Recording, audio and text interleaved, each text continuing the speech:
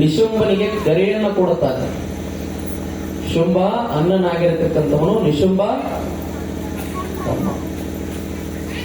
ನಿಶುಂಭನಿಗೆ ಕರೆ ಕೊಟ್ಟಾಗ ನಿಶುಂಭ ಹೋಗ್ತೀನಂತ ಹೆದರ್ತಾನ. ನಾನೇ ಹೋಗಿ ಅವಳನ್ನ ಸಂಹಾರ ಮಾಡಿ ಬರ್ತೀನಿ ಅಂತ ತಿಳ್ಕೊಂಡಾಗ ಅವಾಗ ಶುಂಭ ಅಂತಾನ, ನೋಡಪ್ಪ ನೀನ್ ಹೋಗೋದು ಬೇಡ. ಯಾಕಂತಂದ್ರ ಚಂಡಮುಂಡರನ್ನ ಸಂಹಾರ ಮಾಡಿದಾಕಿ, ಬೇಕಾದ್ರ ರಕ್ತ ಬೀಜಾಸುರನನ್ನ ಕಳಿಸೋನು, ಅವನ ಸಂಹಾರ ಮಾಡಿ ಬರ್ಲಿ. ಅವನಿಗೂ ಆಗಿಲ್ಲ ಅಂತಂದ್ರ ನಾನು ಹೋಗ್ತೀನಿ, ನನಗಂತ ಇರೋನ್ ನೀನ್ ಒಬ್ಬನ ತಮ್ಮ. ಅಪ್ಪಿ ನಿನ್ನನ್ನು ಸಂಹಾರ ಮಾಡಿಲ್ಲ ಅಂತಂದ್ರ ಅದನ್ನ ನೋಡ್ಕೊಂಡು ಇರುವಂತ ಶಕ್ತಿ ನನಗಿರೋದು.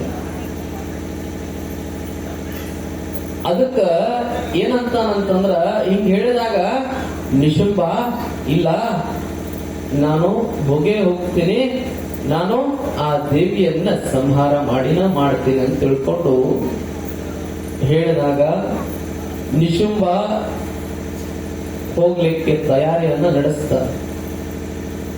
ತಯಾರಿಯನ್ನ ನಡೆಸಿದಾಗ ರಕ್ತ ಬೀಜಾಸುರನನ್ನ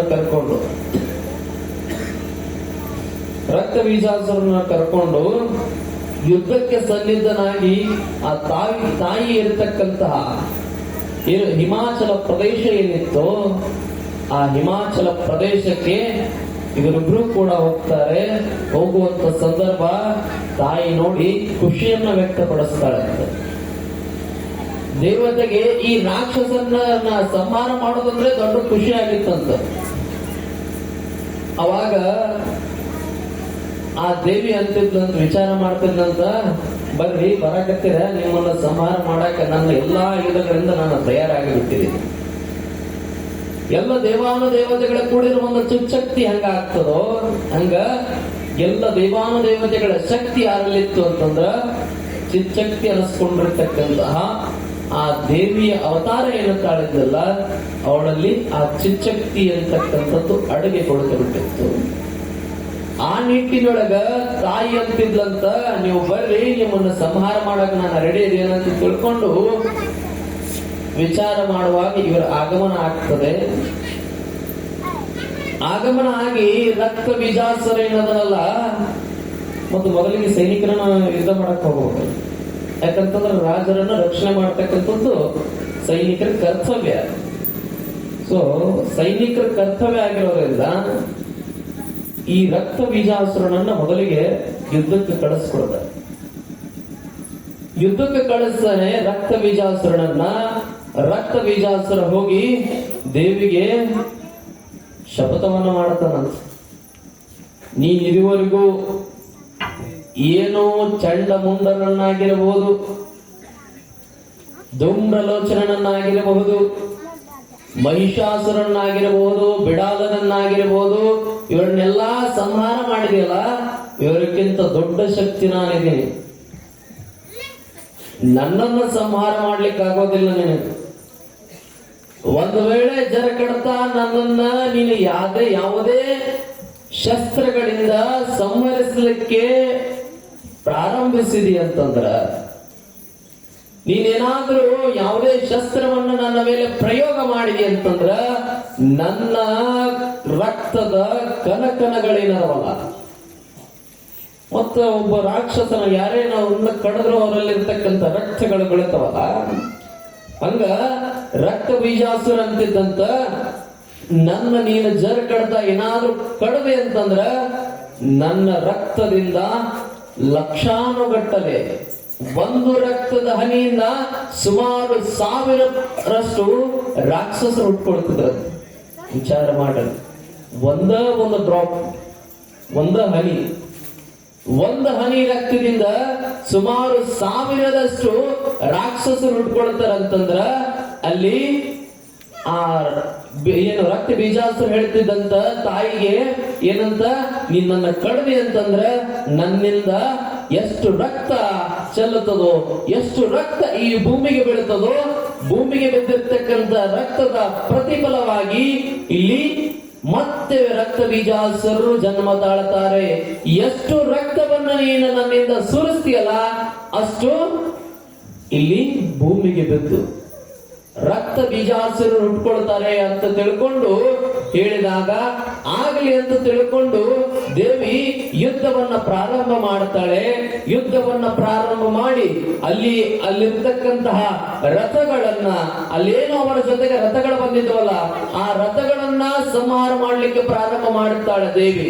ಯಾಕಂತಂದ್ರೆ ರಥದೊಳಗೆ ಇರ್ತಕ್ಕಂಥವ್ರು ಎಲ್ಲರೂ ಕೂಡ ರಥದೊಳಗೆ ನಿಂತುಕೊಂಡು ಯುದ್ಧವನ್ನ ಮಾಡಕತ್ತಿದ್ರು. ಆ ಯುದ್ಧವನ್ನ ಮಾಡುವಂತ ಸಂದರ್ಭದೊಳಗ ಮೊದಲಿಗೆ ಆ ರಥವನ್ನೇ ಸಂಹರಿಸಬೇಕಂತ ತಿಳ್ಕೊಂಡು ಅಲ್ಲಿರುವಂತಹ ರಥಗಳನ್ನ ಸಂಹಾರ ಮಾಡ್ಲಿಕ್ಕೆ ಪ್ರಾರಂಭ ಮಾಡ್ತಾಳೆ. ರಥಗಳನ್ನ ಸಂಹರಿಸ್ತಾ ಆ ರಥಕ್ಕೆ ಅಂಟುಕೊಂಡಿರ್ತಕ್ಕಂಥ ಕುದುರೆಗಳನ್ನ, ಅಶ್ವದಳ ಅಂತ ಏನು ಕರಿತೀವಿ, ಆ ಅಶ್ವದಗಳನ್ನ ಸಂಹಾರ ಮಾಡ್ಲಿಕ್ಕೆ ಪ್ರಾರಂಭ ಮಾಡ್ತಾಳಂತೆ. ತಾಯಿಗೆ ಮುತ್ತಿಗೆಯನ್ನ ಹಾಕ್ತಾರಂತೆ. ಅಷ್ಟೂ ಜನ ಒಮ್ಮಿಗೆ ಬಂದು ಏನು ಮುತ್ತಿಗೆಯನ್ನ ಹಾಕ್ತಾರಂತೆ. ಮುತ್ತಿಗೆ ಹಾಕಿದ್ರು ಕೂಡ ತಾಯಿ ಹೆದರೋದಿಲ್ಲ. ಆದರೆ ತಾಯಿ ಹೇಳ್ತಾಳೆ, ಅನೇಕ ಮಾಯಾಶಕ್ತಿಗಳನ್ನೇ ಗೆದ್ದಿರ್ತಕ್ಕಂಥವಳು, ಇಂತೆಲ್ಲ ಮಾಯೆಗಳಿಗೆ ತಾಯಿ ಹೆದರಂಗಿಲ್ಲ. ಅದಕ್ಕ ಮಾಯೆಯನ್ನ ಗೆದ್ದವಳು ಅಂತ ತಿಳ್ಕೊಂಡು ನಾವೇನು ಕರಿತೀವಿ ದೇವಿಯನ್ನ. ಇಂತೆಲ್ಲ ಮಾಯೆಗಳು ಕೂಡ ಬಂದ್ರು ಕೂಡ ದೇವಿ ಯಾವುದೇ ಕಾರಣಕ್ಕೂ ಹೆದರುವುದಿಲ್ಲ. ಅವರೆಲ್ಲವುಗಳನ್ನ ಏನು ಮುತ್ತಿಗೆಯನ್ನ ಹಾಕಿದ್ರು, ತನ್ನ ಸುತ್ತಮುತ್ತಲೂ ಕೂಡ ದೇವಿಯನ್ನ ಗಟ್ಟಿಯಾಗಿ ಹಿಡಿದು ದೇವಿಯನ್ನ ಸಂಹರಿಸಬೇಕಂತ ಏನು ನಿಂತಿದ್ರು, ಅವರೆಲ್ಲರನ್ನೂ ಕೂಡ ತನ್ನ ವಜ್ರ ಹಸ್ತದಿಂದ ತಳ್ಳಿದ ಸಂದರ್ಭದೊಳಗ ಎಲ್ಲರೂ ಕೂಡ ಚಿತ್ರ ಆಗಿ ಅಲ್ಲೋಲ ಕಲ್ಲೋಲವಾಗಿ ಒಬ್ಬೊಬ್ಬರು ಒಂದೊಂದು ದಿಕ್ಕಿನೊಳಗೆ ಬೀಳುತ್ತಿದ್ರಂತ. ಅಂತ ಸಂದರ್ಭ ಆ ಪರುಷ ಹಸ್ತ ಎಷ್ಟು ದೊಡ್ಡದಿರ್ಲಿಕ್ಕಿಲ್ಲ, ಎಷ್ಟು ಶಕ್ತಿಶಾಲಿಯನ್ನು ಹೊಂದಿರಲಿಕ್ಕಿಲ್ಲ. ದೇವಿಯಲ್ಲಿರ್ತಕ್ಕಂಥ ವಜ್ರ ಹಸ್ತ ಅದು ಪರುಷ ಹಸ್ತ.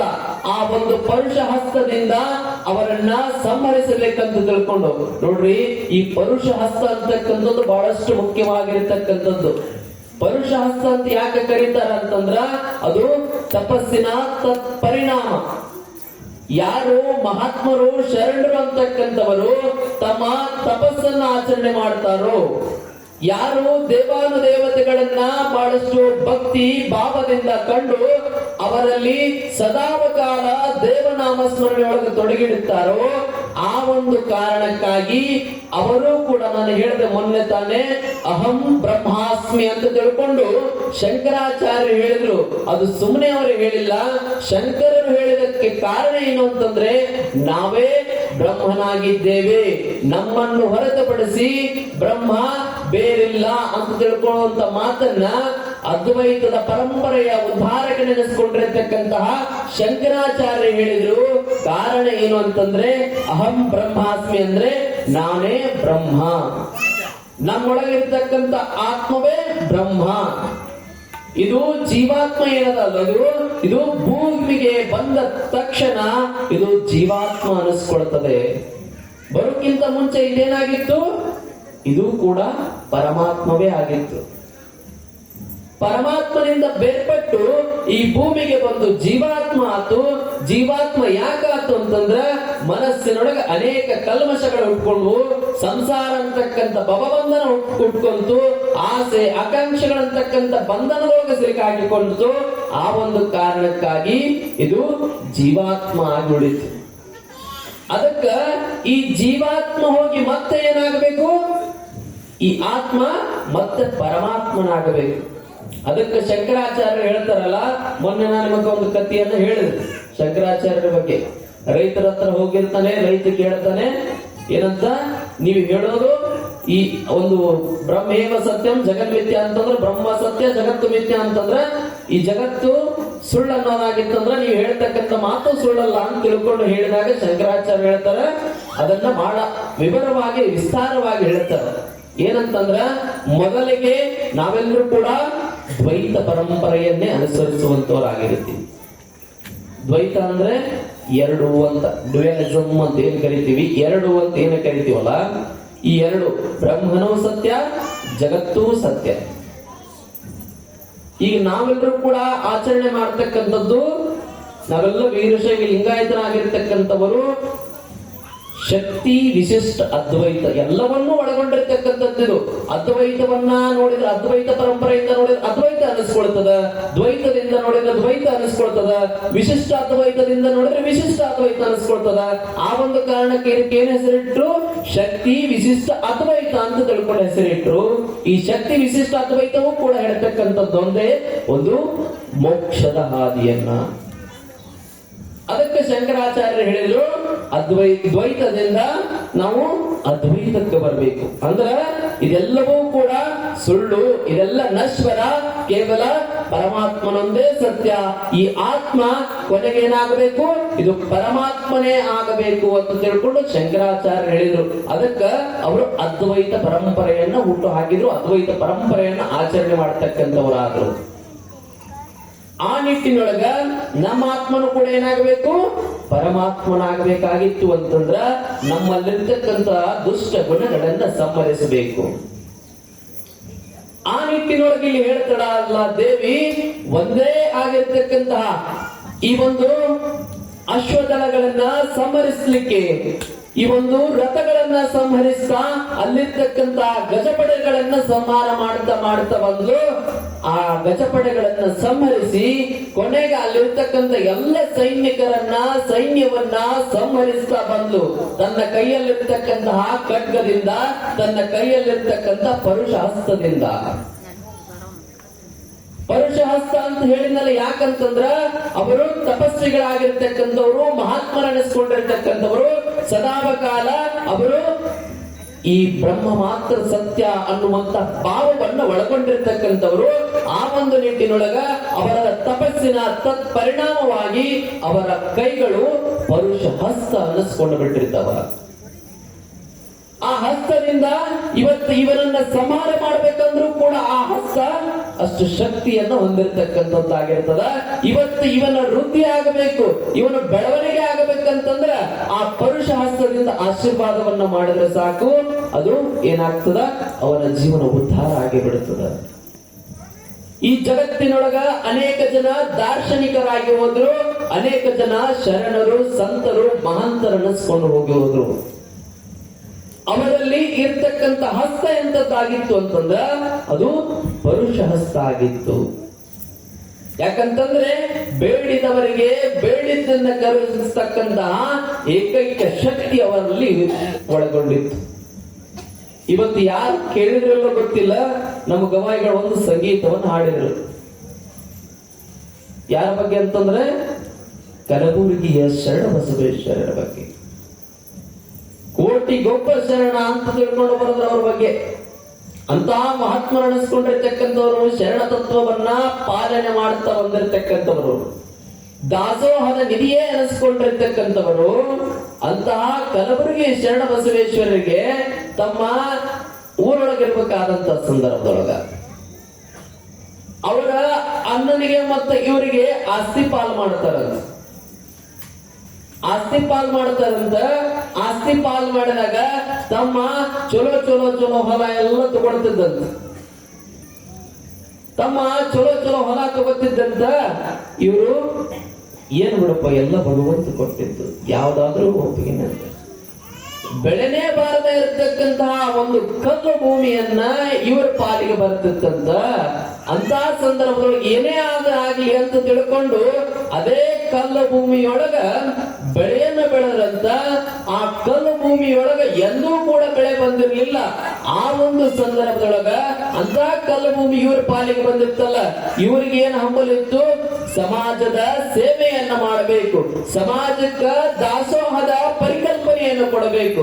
ಅಂದು ಏನು 12ನೇ ಶತಮಾನದೊಳಗ ಬಸವಾದಿ ಶಿವಶರಣರು ದಾಸೋಹದ ಪರಿಕಲ್ಪನೆಯನ್ನು ಕೊಟ್ರಲ್ಲ, ಕಾಯಕ ದಾಸೋಹಕ್ಕ ಎಷ್ಟು ಮಹತ್ವ ಕೊಟ್ರಲ್ಲ, ಅದನ್ನ ಪರಿಪಾಲನೆ ಮಾಡಬೇಕಂತ ತಿಳ್ಕೊಂಡು ಸ್ವತಃ ಶರಣ ಬಸವೇಶ್ವರರೇ ತಮ್ಮ ಕಾಯಕದಿಂದ ಆ ಭೂಮಿಯನ್ನ ಬಿತ್ತನೆ ಮಾಡಿದಂತ, ಬಿತ್ತನೆ ಮಾಡಿ ಅಲ್ಲಿರ್ತಕ್ಕಂಥ ಜನ ಎಲ್ಲ ಆಡ್ಕೊಳಕತ್ರಂತ.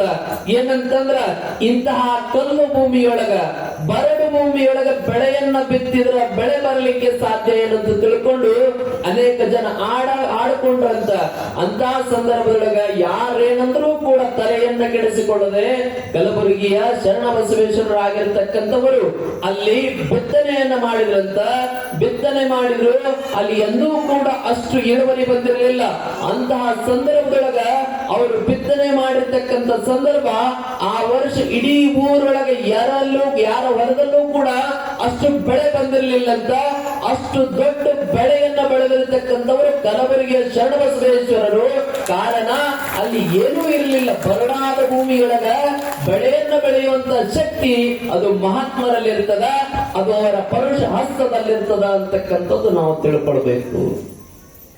ಆ ಒಂದು ನಿಟ್ಟಿನೊಳಗ ಇಲ್ಲಿ ದೇವಿಯಾಗಿರ್ತಕ್ಕಂಥವಳು ತನ್ನ ಹಸ್ತದಿಂದ ಅದು ತನ್ನ ಮಕ್ಕಳನ್ನ ಸಂಹರಿಸಲಿಕ್ಕೆ, ತನ್ನ ಮಕ್ಕಳನ್ನ ತಮ್ಮ ಅಧೀನದಲ್ಲಿ ಇಟ್ಕೊಂಡಿರ್ತಕ್ಕಂತಹ ರಾಕ್ಷಸರನ್ನ ಸಂಹರಿಸಬೇಕಂತ ತಿಳ್ಕೊಂಡು ಅದು ಒಳ್ಳೆಯದು ಮಾಡತಕ್ಕಂಥ ಕಾರಣ ಆ ಕೈಯೊಳಗಿರ್ತದ.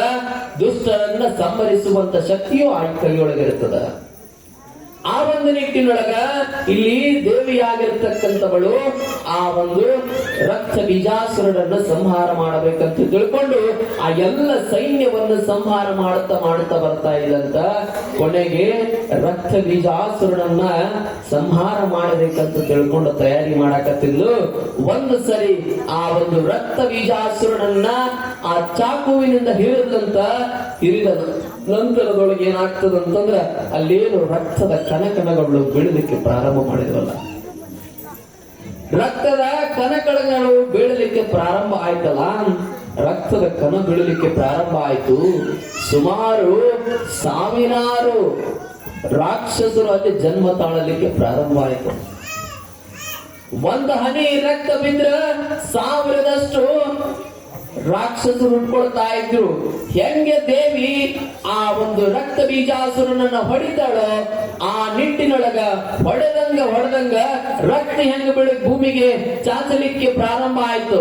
ಆ ಸಂದರ್ಭದೊಳಗೆ ಏನಾಗ್ತದ ಅಂತಂದ್ರ ಅಲ್ಲಿ ರಕ್ತ ಬಿದ್ದಂಗ ಅಲ್ಲಿ ರಕ್ತ ಬೀಜಾಸುರನಂತಕ್ಕಂಥವ್ರು ಹುಟ್ಕೊಳಕತ್ರು.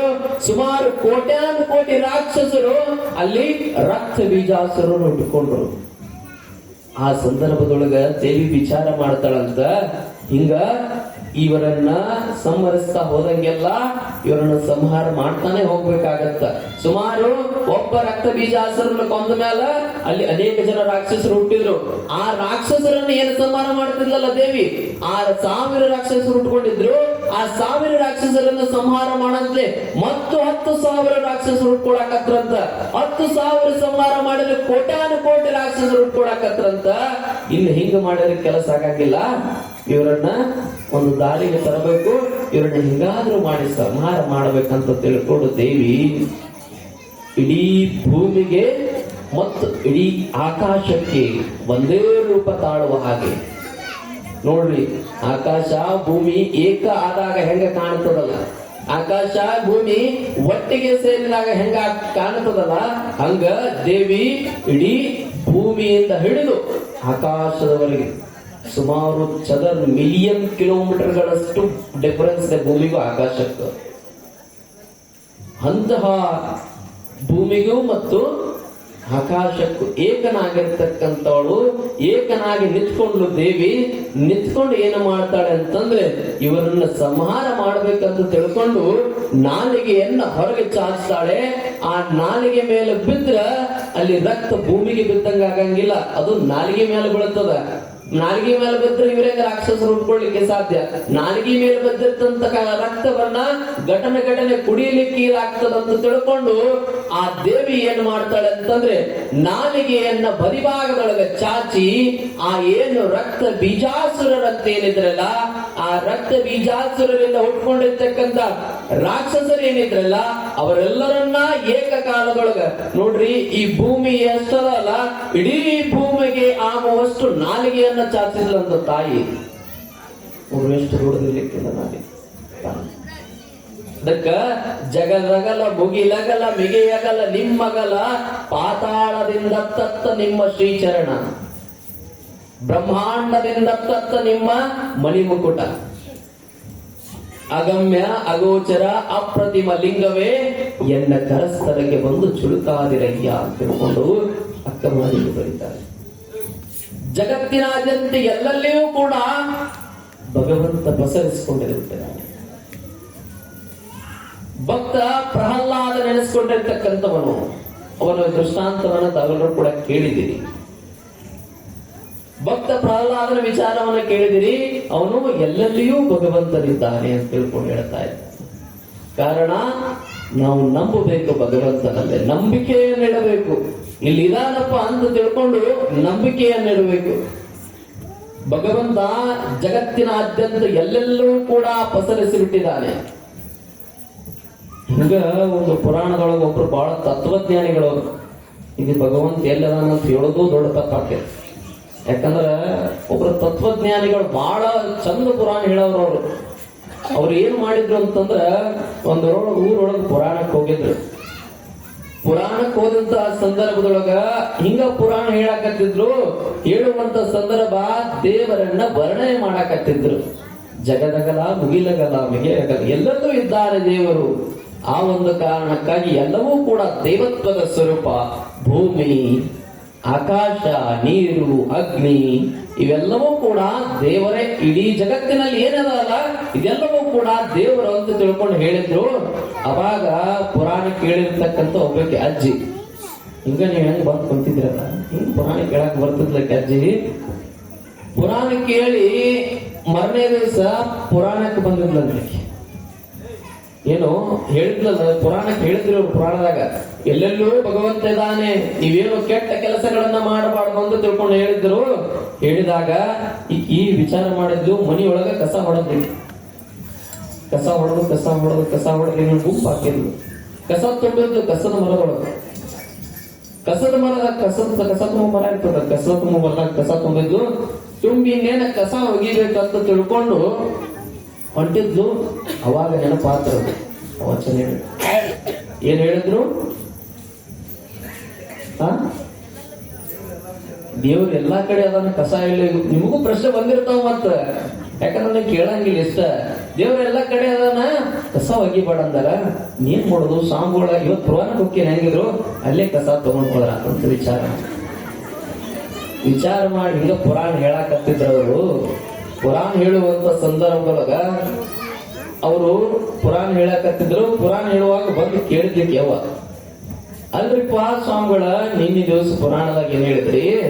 ಭಗವಂತ ಎಲ್ಲ ಕಡೆ ಇದಾನ. ಆ ಒಂದು ಕಾರಣಕ್ಕ ಎಲ್ಲದಲ್ಲೂ ಕೂಡ ಸ್ವಚ್ಛತೆಯನ್ನ ಕಾಪಾಡಬೇಕು, ಎಲ್ಲವನ್ನೂ ದೈವತ್ವದ ಪರಿಕಲ್ಪನೆಯಿಂದ ಕಾಣಬೇಕಂತ ತಿಳ್ಕೊಂಡು ನೀನು ಹೇಳಿದ್ರಿ. ಅದಕ್ಕ ಈ ಒಂದು ಕಸವನ್ನು ಎಲ್ಲಿ ಹಾಕೋನು ಅಂತ ತಿಳ್ಕೊಂಡು ನನಗೆ ಅರ್ಥ ಆಗ್ಲಿಲ್ಲ. ಎಲ್ಲಿ ಹಾಕ್ಬೇಕಪ್ಪ ಇದನ್ನ ಅಂತ ಕೇಳಿದ್ಲಕ್ಕೆ ಯಾರು? ಆ ಅಜ್ಜಿ. ಅವಾಗ ಅವ್ರು ಹೇಳ್ತಿದ್ರಂತ, ಏನಂತಿದ್ರಂದ್ರ, ಜಯಮಂಗಲಂ ಜಯ ನಮ, ಹಿಂಗ ಅವರು ಅಲ್ಲಿ ಹೇಳಿಸಿದ್ರಂತ. ನೋಡುವ, ಈಗ ನಾ ಜಯಘೋಷ ಹೇಳಿಸಿದೀನಿ. ಯಾರು ಶಿವನಾಮ ಸ್ಮರಣೆಯನ್ನ ಮಾಡೋದಿಲ್ವೋ, ಯಾರು ಜಯಘೋಷವನ್ನ ಹೇಳಿರೋದಲ್ವೋ, ಅವ್ರ ಬಾಯೊಳಗೆ ಇವರು ಕಸವನ್ನು ಓದ ಹಾಕುವಂತ ತಿಳ್ಕೊಂಡು ಆ ಸ್ವಾಮಿಗಳು ಹೇಳಿದ್ರಂತ. ನಾನು ಹೇಳಿಲ್ಲ, ನಿಮ್ಗೆ ಏನು ಅನ್ನೋದ್ರು ಒಟ್ಟ ಹೇಳಿದ್ರಲ್ಲ, ಇಲ್ಲಿಂದ ಹೋಗ್ಕೊಂಡ್ರೆ ನೀವು ಒಟ್ಟ ನೀವು ಏನು ಅನ್ನಂಗಿಲ್ಲ. ಅವ್ರು ಅಂದ್ರ ಶಿವನಾಮವನ್ನ ಸ್ಮರಿಸದ ಬಾಯಿ ಬಚ್ಚಲಿಗೆ ಸಮಾನ ಅಂತ ತಿಳ್ಕೊಂಡು ಬರೀತಾರೆ ಅನುಭಾವಿಗಳು. ಅದಕ್ಕ ಜಗತ್ತಿನಲ್ಲಿ ಎಲ್ಲೆಲ್ಲ ಇದಾನ. ನೀವು ನಾಳೆ ಕಸ ಹಾಕಕ್ ಹೋದಾಗ ನಾನು ಕೇಳಕ್ ಬಂದಿರಿ, ಮತ್ ಹೇಳಕ್ ಬರೋಲ್ಲ ನೀವು. ಮತ್ ತಪ್ಪಿ ಗಂಟೆ ಕಟ್ಟಿ ನಮ್ಮ ತಲೆ ಮೇಲೆ ವರ್ಷ ಕೇಳ್ತೀರಿ ಅಂತ. ನೀವು ಎಲ್ಲಿ ಹೋಗಿರಿ ನನಗಂತೂ ಗೊತ್ತಿಲ್ಲ. ಜಗತ್ತಿನಾದ್ಯಂತ ಭಗವಂತನಂತೆ ಅಂದ್ರ ಎಲ್ಲಲ್ಲೂ ಕೂಡ ಪ್ರಕೃತಿ ಕೂಡ ಭಗವಂತನಿಗೆ ಸಮಾನ. ಯಾಕಂದ್ರೆ ಅವನು ಕೊಟ್ಟಿರ್ತಕ್ಕಂಥ ಭಿಕ್ಷೆ ಇದು. ಆ ಒಂದು ಕಾರಣಕ್ಕೆ ಇಡೀ ಜಗತ್ತನ್ನ ಆಳ್ತಕ್ಕಂಥವಳು ಮುಗಿಲಿಗೆ ಮತ್ತು ಭೂಮಿಗೆ ಎರಡಕ್ಕೂ ಕೂಡ ಒಂದು ಆಧಾರವಾಗಿ ನಿಂತ್ಕೊಂಡು ಬಿಟ್ಲಂತ. ಇಡೀ ಭೂಮಿ ಎಷ್ಟದಲ್ಲ ಅಷ್ಟು ನಾಲಿಗೆಯನ್ನು ಚಾಚಿ ದೇವಿ ನಿಂತ್ಕೊಂಡ್ಲು. ಅವಾಗ ಅಲ್ಲಿ ರಾಕ್ಷಸರನ್ನ ತನ್ನ ಎಲ್ಲ ನಾಲಿಗೆ, ಅಲ್ಲಿರ್ತಕ್ಕಂಥ ರಾಕ್ಷಸರು ಏನಿದ್ರಲ್ಲ ಅವರು ನಾಲಿಗೆ ಮೇಲೆ ಯುದ್ಧ ಮಾಡ್ಲಿಕ್ಕೆ ಪ್ರಾರಂಭ, ನಾಲಿಗೆ ಮೇಲೆ ಬರಾಕತ್ತಂತ. ಅವಾಗ ಅವರನ್ನ ಸಂಹಾರ ಮಾಡ್ತಾ, ಎಲ್ಲ ಸೈನಿಕರನ್ನ ಸಂಹಾರ ಮಾಡುತ್ತಾ ಘಟಘಟನೆ ಕಾಳಿಯ ಒಂದು ಸ್ವರೂಪದೊಳಗ, ಕಾಳಿಯ ಅವತಾರದೊಳಗ ನೋಡ್ರಿ, ನೀವು ಕಾಳಿ ಅವತಾರ ನೋಡಿರ್ತೀರಿ. ನಿನ್ನೆ ಚಂಡ ಮುಂಡರನ್ನ ಸಂಹರಿಸಿ ಚಾಮುಂಡಿ ಅನಿಸ್ಕೊಂಡ್ಲು, ಕ್ರೋಧಾಂಕಿತಳು ಯಾವಾಗ ಆಗ್ತಾಳಲ್ಲ ಅವಾಗ ಕಾಳಿ ಅವತಾರವನ್ನ ತಾಳ್ತಾರ ದೇವಿ. ನೋಡ್ರಲ್ಲ ಕಾಳಿ ಅವತಾರ ಹೆಂಗಿರ್ತದಂತ. ಇಲ್ಲಿ ಏನು ಫೋಟೋ ಕಾಣ್ತದಲ್ಲ ಇದು ಚಾಮುಂಡಿ ಅವತಾರ, ಇದು ಶಾಂತ ರೂಪಳವರು ಚಾಮುಂಡಿ ಅಂತಕ್ಕಂಥವಳು. ಕಾಳಿ ಅವತಾರ ಹೆಂಗಂತಂದ್ರೆ ರೌದ್ರ ರೂಪ ಅಂತ ನಾವೇನು ಕರಿತೀವಲ್ಲ, ಅಂತಹ ರೌದ್ರ ರೂಪವನ್ನ ತಾಳಿರ್ತಕ್ಕಂಥ ದೇವಿ ಆಗ ಕಾಳಿ ರೂಪವನ್ನ ತಾಳಿದಂತ ನಾಲಿಗೆಯನ್ನು ಬದಿಭಾಗಕ್ಕೆ ಹೆಂಗ ಚಾಚಿರ್ತಾಳೆ ನೀವು ನೋಡಿರ್ತೀರಿ ಫೋಟೋದೊಳಗೆಲ್ಲ. ಹಂಗ ನಾಲಿಗೆಯನ್ನ ಚಾಚಿ ಎಲ್ಲ ರಾಕ್ಷಸರನ್ನ ಸಂಹರಿಸ್ತಾ ಅಲ್ಲಿ ಆ ಬಂದಿರುವಂತ ಎಲ್ಲ ಆ ಸಂಹರಿಸಿ ಆ ರಕ್ತವನ್ನ ಘಟಘಟನೆ ತಾಯಿ ಕುಡಿತಾ ಇದ್ಲಂತ. ಅಂತಹ ಸಂದರ್ಭ ಕೊನೆಗೆ ರಕ್ತ ಬೀಜಾಸುರ ಯುದ್ಧವನ್ನ ಮಾಡ್ಲಿಕ್ಕೆ ಬರ್ತಾನೆ. ಆ ರಕ್ತ ಬೀಜಾಸುರನನ್ನ ಸಂಹರಿಸಬೇಕು ಅಂತ ತಿಳ್ಕೊಂಡು ತಾಯಿ ತನ್ನ ಕೈಯಲ್ಲಿರ್ತಕ್ಕಂತಹ ಖಡ್ಗದಿಂದ ಆ ರಕ್ತ ಬೀಜಾಸುರನ ರುಂಡವನ್ನ ಹಾರಿಸ್ತಾಳಂತ. ರುಂಡವನ್ನ ಹಾರಿಸಿ ಆ ರುಂಡವನ್ನ ಕೈಯಲ್ಲಿ ಹಿಡಿದು ಏನು ಮಾಡ್ತಾಳೆ ಅಂತಂದ್ರೆ ಮತ್ತೆ ಆ ತಾಯಿ ಆ ಘಟಘಟನೆ ರಕ್ತವನ್ನ ಸ್ವೀಕಾರ ಮಾಡ್ತಾ ಆ ರಕ್ತ ಬೀಜಾಸುರನನ್ನ ಸಂಹರಿಸಿ ಆ ರಕ್ತ ಬೀಜಾಸುರನನ್ನು ಕೂಡ ತಾಯಿ ತನ್ನ ದೇಹದೊಳಗ ಸೇವನೆ ಮಾಡಿಬಿಡ್ತಾಳಂತ. ಸೇವನೆ ಮಾಡಿದ ತದನಂತರದೊಳಗ ಎಲ್ಲ ರಕ್ತ ಬೀಜಾಸುರರು ಸಂಹಾರ ಆದ್ರು.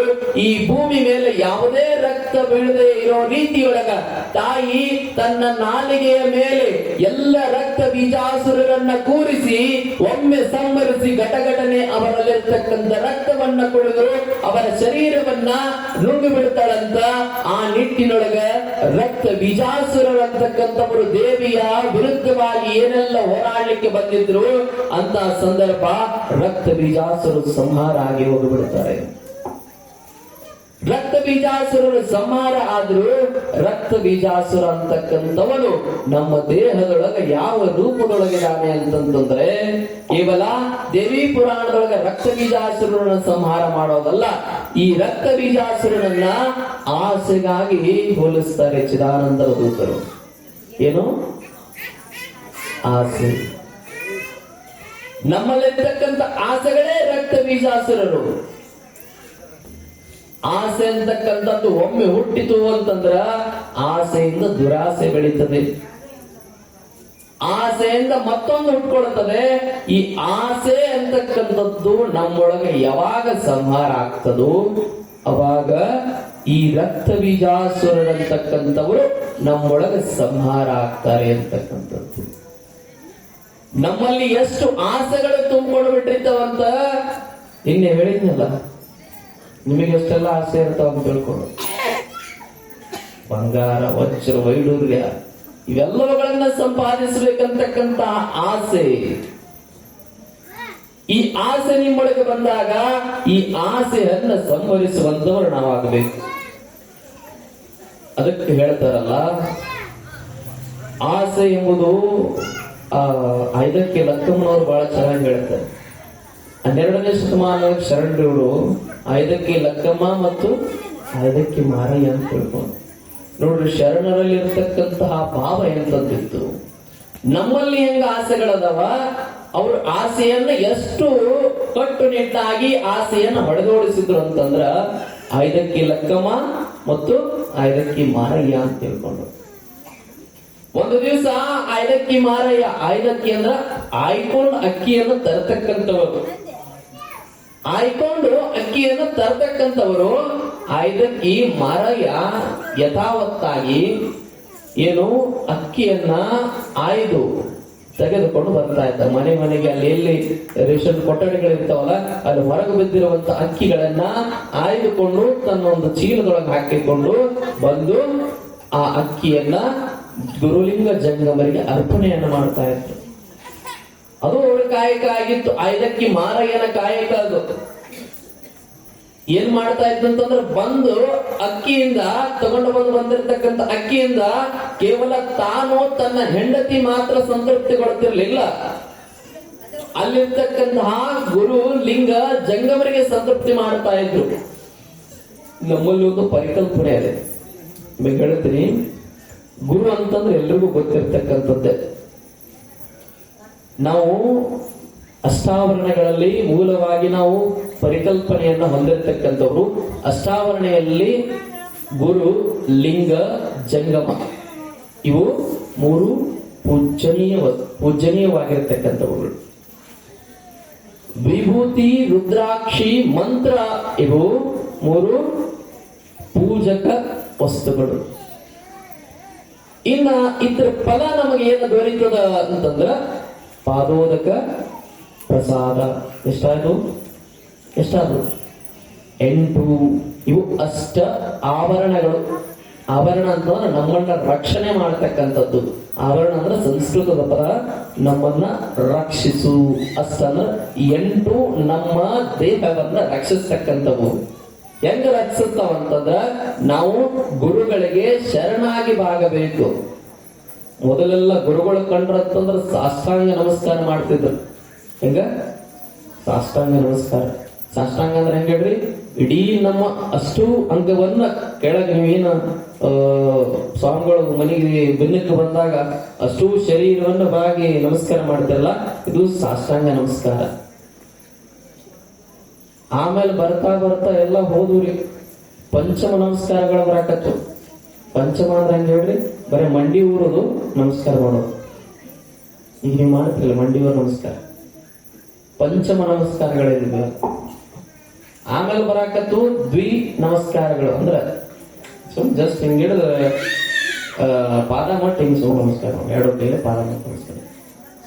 ಈ ಹೋಗ್ಯಾರ ಬಿಡ್ರಿ ರಾಜಕಾರಣಿಗಳಂತ ಬರೀ ಇಲ್ಲಿ ಏನ್ ಮೊಣಕಾಲ್ ಮಟ್ಟ ನಮಸ್ಕಾರ ಮಾಡಕತ್ತ. ಇನ್ನೊಂದಷ್ಟು ದಿವಸ ಬಿಟ್ಟು ನಮ್ಮ ತೆರಿ ಮೇಲೆ ಕೈ ಇಡೋಂಗಾಕ ಪರಿಸ್ಥಿತಿ ಹೇಳಕ್ ಬರಲ್ಲ. ಅಂತ ಪರಿಸ್ಥಿತಿನೂ ಬಂದಿರ್ಬೋದು. ಈಗ ಏಕತಾ ನಮಸ್ಕಾರ ಒಂದು ಜಸ್ಟ್ ಎಲ್ಲಿ ನಮಸ್ಕಾರ ಇಲ್ಲಿ ಅಂತಲ್ಲ, ಗುರುಗಳಿಗೆ ಗೌರವವನ್ನು ಕೊಡತಕ್ಕಂಥದ್ದು ನಾವು ಕಲಿಯಬೇಕು. ಗುರುಗಳಿಗೆ ಎಷ್ಟು ವ್ಯಾಲ್ಯೂ ಕೊಡ್ತಿದ್ರು ಅಂದ್ರೆ, ಮೊದಲ ಗುರು ಬ್ರಹ್ಮ, ಗುರು ವಿಷ್ಣು, ಗುರುದೇವ ಮಹೇಶ್ವರ, ಗುರು ಸಾಕ್ಷಾತ್ ಪರಬ್ರಹ್ಮ ತಸ್ಮೈ ಶ್ರೀ ಗುರುವೇ ನಮಃ ಅಂತಿದ್ರ. ಈಗ ಗುರುವೆನ್ ಮಹಾ ಅನ್ನುವಂತ ಕಾಲ ಬರ್ತದ. ಮತ್ತೀಗ ಅದನ್ನ ಹೆಂಗ್ ಮಾಡಿ ಬದಲು ಮಾಡಿಬಿಟ್ಟಾರಂದ್ರ, ಸಾಕ್ಷಾತ್ ಗುರು ಆಗಿರ್ತಕ್ಕಂಥವನು ಏನಾಗಿದ್ದ, ಅವನು ಬ್ರಹ್ಮನೂ ಆಗಿದ್ದಾನೆ, ವಿಷ್ಣು ಆಗಿದ್ದಾನೆ, ಮಹೇಶ್ವರನಾಗಿದ್ದಾನೆ ಅಂತ ತಿಳ್ಕೊಂಡು ವೇದಗಳ ಉಪನಿಷತ್ತುಗಳ ಕಾಲದೊಳಗೆ ಬರೆದಿದ್ರಿ ಮಾತನ್ನ. ಈಗ ನಮ್ಮ ಹುಡುಗರು ಹೆಂಗ ಮಾಡಿಬಿಟ್ರ ಅಂದ್ರೆ, ಇದನ್ನ ನಮ್ಮ ಹುಡುಗರು ಎಲ್ಲರ ಕೈ ಸಿಕ್ಕಂಗ ಬಿಟ್ಟದ. ಗುಟಕ ಬ್ರಹ್ಮ, ಸ್ಟಾರ್ ವಿಷ್ಣು, ಮಾಣಿಕ್ ಚಂದು ಮಹೇಶ್ವರ, ಹಿಂಗಾಗೈತಿ ಪರಿಸ್ಥಿತಿ. ಎಲ್ಲೂ ಹೊಂಟದ ನಮ್ಮ ಸಂಪ್ರದಾಯ ಸಂಸ್ಕೃತಿ. ನಿಜಕ್ಕೂ ಕೂಡ ಹೇಳ್ತದೆ, ಗುರುವಿನ ಅಂಗುಷ್ಟದೊಳಗೆ, ಅಂಗುಷ್ಟ ಅಂದ್ರೆ ಹೆಬ್ಬೆಟ್ಟು, ನೀವು ಇಲ್ಲಿ ನೋಡಬಹುದು. ಈಗ ಅವ್ಗೆ ಅಂತದ ಹಾಕೊಂಡು ಹೋಗ್ತಾರೆ ಗುರುಗಳಾಗಿರತಕ್ಕಂಥವ್ರು. ಯಾಕಂತಂದ್ರ ಅವರಲ್ಲಿರ್ತಕ್ಕಂಥ ಅರಿಷಡ್ ವರ್ಗಗಳು, ಕಾಮ, ಕ್ರೋಧ, ಮೋಹ, ಲೋಭ, ಮದ, ಮಾತ್ಸರ್ಯಗಳಂತಕ್ಕಂಥವು ತಮ್ಮ ಹಿಡಿತದೊಳಗಿರ್ಲಿ ಅಂತ ತಿಳ್ಕೊಂಡು ಅಂಗುಷ್ಟದೊಳಗೆ ಒಂದು ನರ ಇರ್ತದ. ಆ ನರ ಕಟ್ಟಾಯ್ತು ಅಂತಂದ್ರ ಮುಗೀತು. ಅವರಲ್ಲಿ ಎಲ್ಲವೂ ಕೂಡ ಕಡಿಮೆ ಆಗ್ತಾ ಬರತಕ್ಕಂಥದ್ದು.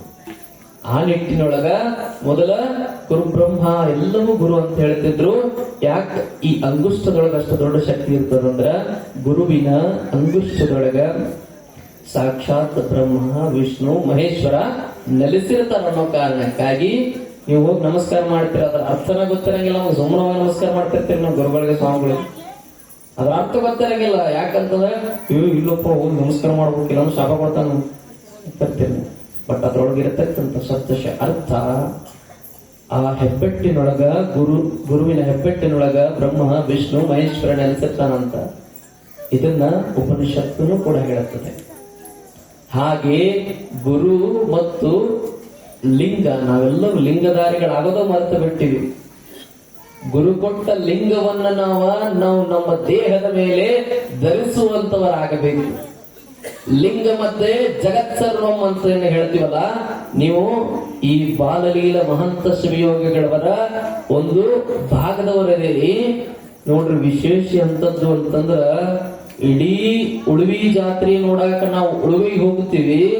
ಅಂದಿನ ಸಂದರ್ಭದೊಳಗ ಉಳವಿಯ ಜಾತ್ರೆಯನ್ನ ಲಿಂಗದೊಳಗ ದರ್ಶನ ಮಾಡಿಸಿರ್ತಕ್ಕಂತಹ ಏಕೈಕ ಮಹಾತ್ಮರು ಯಾರಂತಂದ್ರೆ ಬಾಲಲೀಲ ಮಹಂತ ಶಿವಯೋಗಿಗಳು ಅಂತ ಹೇಳಿ. ಎಷ್ಟು ಅದ್ಭುತ ಶಕ್ತಿ ಇರ್ಲಿಕ್ಕಿಲ್ಲ. ಗುರು ಕೊಟ್ಟ ಲಿಂಗದೊಳಗ ಅಷ್ಟು ಅದ್ಭುತವಾಗಿರ್ತಕ್ಕಂಥ ಶಕ್ತಿ ಇರ್ತದ ನೋಡ್ರಿ. ನಾವು ಉಳುವಿ ಜಾತ್ರೆ ನೋಡಕ್ ಅಲ್ಲಿ ಹೋಗ್ತೀವಿ. ಲಿಂಗದೊಳಗ ಉಳುವಿಯ ಜಾತ್ರೆಯನ್ನ ದರ್ಶನ ಮಾಡಿಸಿರ್ತಕ್ಕಂಥವರು. ಕಾರಣ ಅವರ ತಪಸ್ಸಿನ ತತ್ಫಲ. ಅವರ ಪ್ರತಿನಿತ್ಯ ಲಿಂಗಾರ್ಚನೆಗೈತಾ ಇದ್ರು. ಅದರ ತತ್ಫಲವಾಗಿ ಲಿಂಗದಲ್ಲಿ ಉಳುವಿಯ ದರ್ಶನ ಆಯ್ತು. ಅದಕ್ಕಾಗಿ ಲಿಂಗ ಮಧ್ಯೆ ಜಗತ್ಸರ್ವ, ಲಿಂಗದೊಳಗೆ ಇಡೀ ಜಗತ್ತ ಅಡಿಗೆ ಕೊಡುತ್ತದ. ಪ್ರತಿನಿತ್ಯ ಯಾರು ಲಿಂಗ ಪೂಜೆಯೊಳಗೆ ತಲ್ಲೀನರಾಗಿರ್ತಾರೋ ಅವರಿಗೆ ಭಗವಂತ ಸಾಕ್ಷಾತ್ಕಾರ ಆಗ್ತಾನೆ. ಅದಕ್ಕೆ ಹೇಳ್ತಾರಲ್ಲ, ದೇಹವೇ ದೇಗುಲ ಶರವೇ ವರ್ಣ ಕಲಶವಯ್ಯ. ನಮ್ಮ ದೇಹವನ್ನೇ ದೇವಾಲಯವನ್ನ ಆಗಿಸ್ಕೊಳ್ಬೇಕಾಗಿತ್ತು ಅಂತಂದ್ರ ಪ್ರತಿನಿತ್ಯ ಕೂಡ ನಾವು ಲಿಂಗವನ್ನ ಪೂಜೆ ಮಾಡುವಂತವರಾಗಬೇಕು. ಆ ಒಂದು ನಿಟ್ಟಿನೊಳಗ ಗುರು ಲಿಂಗ ಜಂಗಮ, ಜಂಗಮಕ್ಕೆ ಗುರು ಮತ್ತು ಲಿಂಗ ಜಂಗಮರನ್ನ ಪೂಜನೀಯ ಭಾವದಿಂದ ನಾವು ಕಾಣುವಂತವರಾಗಬೇಕು. ಜಂಗಮ ಅಂತಂದ್ರ ತಾತ್ವಿಕ ಹಿನ್ನೆಲೆಯೊಳಗೆ ನೋಡಿದ್ರ ನಾವೆಲ್ಲರೂ ಕೂಡ ಜಂಗಮರ ಅಂತ ಊರೊಳಗೆ ಇರ್ತಾರೆ. ಹಿರೇಮಠ ಸ್ವಾಮಿಗಳಾಗಿರೋ ಮತ್ತೊಂದು ಎಲ್ಲ ಸ್ವಾಮಿಗಳು ಇರ್ತಾರೆ ಊರೊಳಗ. ಅವರನ್ನ ನೀವು ಕರೆದು ಭಿನ್ನ ಮಾಡತಕ್ಕಂಥ ಪದ್ಧತಿ ನಮ್ಮ ಭಾಗದೊಳಗೆ ಇಲ್ಲೆಲ್ಲ ಬಹಳ ಅದ್ಭುತವಾಗಿ ನೀವೆಲ್ಲ ಬಹಳ ಭಕ್ತಿವಂತರದಿರಿ. ಯಾಕಂತಂದ್ರ ನಿಮ್ಮಲ್ಲಿರ್ತಕ್ಕಂಥ ಭಕ್ತಿ ಭಾವ ಶ್ರದ್ಧೆಯನ್ನ ನೋಡಿದ್ರೆ ಬಹಳ ಖುಷಿ ಆಗ್ತದೆ. ಒಂದು ಮಾತು ಹೇಳ್ಬೇಕಾಗಿತ್ತು ಅಂತಂದ್ರ, ಬೆನ್ನಿಗೆ ಬೆಕ್ಕ ಬಾಳ ಅಂತ. ಬೆನ್ನಿದ್ದಲ್ಲಿ ಬೆಕ್ಕ ಬಾಳ ಇರ್ತ, ಹೌದಿಲ್ಲ? ಬೆನ್ನಿಗೆ ಬೆಕ್ಕ ಬಾಳ ಅಂತ, ತಲಾಟಿಗೆ ಸೊಕ್ಕ ಬಾಳ ಅಂತ, ಪೊಲೀಸ್ಗ ಹಕ್ಕ ಬಾಳ ಅಂತ. ಹಂಗ ಬೆನ್ನಿಗೆ ಬೆಕ್ಕ ಬಾಳ, ತಲಾಟಿಗೆ ಸೊಕ್ಕ ಬಾಳ, ಪೊಲೀಸ್ಗ ಹಕ್ಕ ಬಾಳ. ಹಂಗ ಗೋಜನೂರು ಗ್ರಾಮದ ಭಕ್ತರಿಗೆ ಭಕ್ತಿನ ಬಾಳ ಅನ್ನುವಂತ ಮಾತನ್ನ ಇವತ್ತು ಹೇಳಬೇಕಾಗ್ತದೆ. ಅಷ್ಟು ಭಕ್ತಿವಂತ ತಾವದಿರಿ. ಆ ಒಂದು ನಿಟ್ಟಿನೊಳಗ ಜಂಗಮರಿಗೆ, ಗುರುಲಿಂಗ ಜಂಗಮರಿಗೆ ಭಕ್ತಿ ಭಾವದಿಂದ ನೋಡುವಂತವ್ರು ನಾವು ಆಗ್ಬೇಕು. ಜಂಗಮ ಅಂತಂದ್ರ ತಾತ್ವಿಕ ಹಿನ್ನೆಲೆ ಒಳಗ ನಿಮಗೆ ಗೊತ್ತಿರ್ಲಿ ಅರ್ಥ. ಜಂಗಮ ಅಂತಂದ್ರೆ ಇದು ಸಂಚಾರ ಮಾಡತಕ್ಕಂಥವನು, ತತ್ವದ ಅರ್ಥದೊಳಗೆ ನೋಡೋದಾಗಿತ್ತು ಅಂತ. ಸದಾವಕಾಲ ಮೊದಲೆಲ್ಲ ಏನ್ ಮಾಡ್ತಾ ಇದ್ರು ಜಂಗಮರು? ಊರೂರಿಗೆ ಹೋಗಿ ಭಿಕ್ಷಾಟನೆಯನ್ನು ಮಾಡ್ತಾ ಇದ್ರು. ಬಂದಂತಹ ಪ್ರಸಾದದಿಂದ ಎಲ್ಲ ಬಡಭಕ್ತರಿಗೆ ಪ್ರಸಾದವನ್ನು ಮಾಡಿಸುವಂತವ್ರು ಆಗ್ತಿದ್ರು. ಅದೇ ನಿಟ್ಟಿನೊಳಗ ಮತ್ತೆ ಅಲ್ಲಿ ಹೋಗಿರುವಂತಹ ಒಂದು ಪ್ರದೇಶದೊಳಗ ಅಲ್ಲಿ ಏನ್ ಮಾಡ್ತಾ ಇದ್ರು ಅಂತಂದ್ರ, ಅಲ್ಲಿ ತಮ್ಮದೇ ಆಗಿರ್ತಕ್ಕಂಥ ಶೈಲಿ ಒಳಗ ಜನರ ಮನವನ್ನ ಪರಿವರ್ತಿಸುವ ರೀತಿಯೊಳಗ ಬೋಧನೆಯನ್ನ ಮಾಡ್ತಾ ಇದ್ರು. ನೀವೆಲ್ಲ ಜಂಗಮವಾಣಿ ಅಂತ ಕರಿತೀವಿ. ಮೊಬೈಲ್ಗೆ ಕನ್ನಡದೊಳಗ ಜಂಗಮವಾಣಿ ಅಂತ ಕರೀತಾರೆ, ಹೌದಿಲ್ಲ? ಎಲ್ಲ ಕನ್ನಡ ಪ್ರೊಫೆಸರ್ಸ್ ಇದ್ರೆ ಗೊತ್ತಾಗ್ತದ. ಇವೆಲ್ಲ ಕನ್ನಡದ ಪಂಡಿತರಿಗೆ ನನಗೆ ಗೊತ್ತದ. ಕನ್ನಡದೊಳಗ ಮೊಬೈಲಿಗೆ ಜಂಗಮವಾಣಿ ಅಂತ ಕರೀತಾರೆ. ಈ ಜಂಗಮವಾಣಿ ಅಂತಂದ್ರ ಒಬ್ಬರಿಂದ ಇನ್ನೊಬ್ಬರಿಗೆ ಕನೆಕ್ಟ್ ಕೊಡ್ತಕ್ಕಂಥದ್ದು. ಈ ಜಂಗಮವಾಣಿ ಅಂತಕ್ಕಂಥ ಶಬ್ದ ಬಂದಿದ್ದೆ ಇಲ್ಲಿಂದ. ಹೆಂಗಂತಂದ್ರೆ ಜಂಗಮ ಅಂತಂದ್ರೆ ತಾತ್ವಿಕ ಹಿನ್ನೆಲೆಯೊಳಗ ಸಂಚಾರ ಮಾಡ್ತಕ್ಕಂಥವನು ಅಂತ ಅರ್ಥ. ಆ ಒಂದು ನಿಟ್ಟಿನೊಳಗ ಅವರಿಗೆ ನಾವು ಹೆಂಗ್ ಮಾಡ್ಬೇಕು? ವಿಭೂತಿ ರುದ್ರಾಕ್ಷಿ ಮಂತ್ರಗಳನ್ನ ಪೂಜನೀಯ ಭಾವದಿಂದ ಕಂಡು ಅವರಿಂದ ಪಾದೋದಕ ಮತ್ತು ಪ್ರಸಾದವನ್ನ ಪಡೆಯುವಂತವರಾಗಬೇಕು. ಪಾದೋದಕದೊಳಗ ಎರಡು ರೀತಿ ಆಗಿರ್ತಕ್ಕಂಥವು. ಒಂದು ಧೂಳ ಪಾದೋದಕ, ಇನ್ನೊಂದು ಈ ನಮ್ಮ ಹಳ್ಳಿ ಭಾಗದೊಳಗೆ ಇನ್ನೊಂದು ಸೇರ್ಪಡೆ ಮಾಡ್ತಾರೆ. ಯಾಕೆಂದ್ರೆ ನಮ್ಮ ಉತ್ತರ ಕನ್ನಡ ಭಾಗದೊಳಗೆ ಬಹಳ ಪ್ರಚಲಿತ ಅದ. ಒಂದು ಧೂಳು ಪಾದೋದಕ ಅಂತ ಕರೀತಾರೋ, ಒಂದು ಲಿಂಗ ಪಾದೋದಕ ಅಂತ ಕರೀತಾರೋ, ಒಂದು ಲಿಂಗೋದಕ ಅಂತ ಕರೀತಾರೋ, ಇನ್ನೊಂದು ಕ್ರಿಯಾ ಪಾದೋದಕ ಅಂತ ಕರೀತಾರೆ. ಇವೇನು ಮನೆಗೆ ಸ್ವಾಮಿಗಳ ಬಂದಂತ ಸಂದರ್ಭದಲ್ಲಿ ಧೂಳು ಪಾದೋದಕ ಅಂತ ಏನ್ ಗೊತ್ತಿಲ್ಲ. ಕಾಲ್ ತೊಳೆದು ಅವರಿಂದ ಬಂದಿರತಕ್ಕಂಥ ಮನೆಯ ನೀರು ಸಿಂಪಡಿಸ್ತಿರಲ್ಲ, ಅದು ಧೂಳು ಪಾದೋದಕ. ಆದ್ರೆ ಲಿಂಗಕ್ಕೆ ಅರ್ಪಣೆ ಮಾಡಿದ್ರೆ ಅದು ಲಿಂಗೋದಕ ಆಗ್ತದ. ಕೊನೆಗೆ ಆ ಲಿಂಗಕ್ಕೆ ಅರ್ಪಣೆ ಮಾಡೋಕ್ಕಿಂತ ಮುಂಚಿತವಾಗಿ ಗುರುಗಳಾಗಿರ್ತಕ್ಕಂಥವರು, ಒಂದು ಮಠದ ಅಧಿಪತಿಗಳಾಗಿರ್ತಕ್ಕಂಥವರು ಅದಕ್ಕೆ ತನ್ನದೇ ಆಗಿರ್ತಕ್ಕಂಥ ಬೀಜಾಕ್ಷರಿ ಮಂತ್ರಗಳಿಂದ ಉಪಚರಿಸಿ ಅದಕ್ಕೆ ತನ್ನದೇ ಆಗಿರ್ತಕ್ಕಂಥ ಕ್ರಿಯೆಯನ್ನು ಕೊಟ್ಟು ಅದು ಕ್ರಿಯಾಪಾದೋದಕ ಆಗಿ ಪರಿವರ್ತನೆಗೊಳ್ಳುತ್ತದೆ. ಅದನ್ನ ಸೇವನೆ ಮಾಡೋದ್ರಿಂದ ನಮ್ಮಲ್ಲಿರ್ತಕ್ಕಂತಹ ಭವಬಂಧನಗಳ ನಾಶ ಆಗ್ತವೆ, ನಮ್ಮಲ್ಲಿರ್ತಕ್ಕಂತಹ ರಾಕ್ಷಸ ಗುಣಗಳ ನಾಶ ಆಗ್ತವೆ ಅಂತಕ್ಕಂಥದ್ದು ತಿಳಿಬೇಕಾಗ್ತದೆ. ನಮ್ಮ ಗವಾಯಿಗಳಿಂದ ಒಂದು ಸಂಗೀತ ನಂತರ ಪುರಾಣ.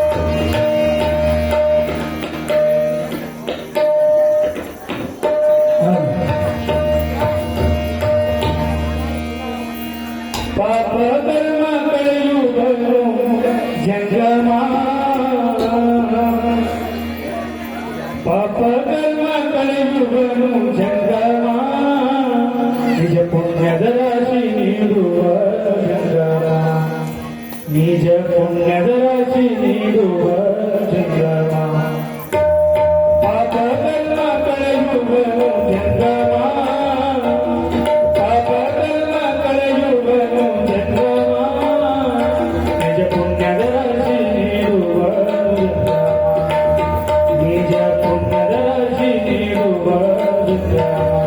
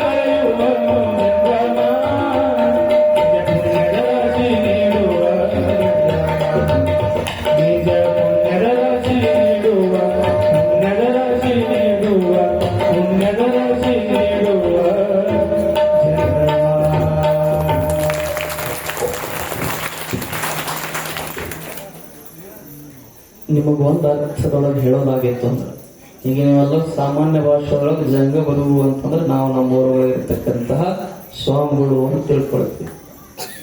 ನಮ್ಮ ತಾತ್ವಿಕ ಹಿನ್ನೆಲೆಯೊಳಗೆ ನಾವು ನೋಡೋದಾಗಿತ್ತು ಅಂದ್ರೆ, ಅಂದಿನ ಶತಮಾನದೊಳಗ 12ನೇ ಶತಮಾನದೊಳಗ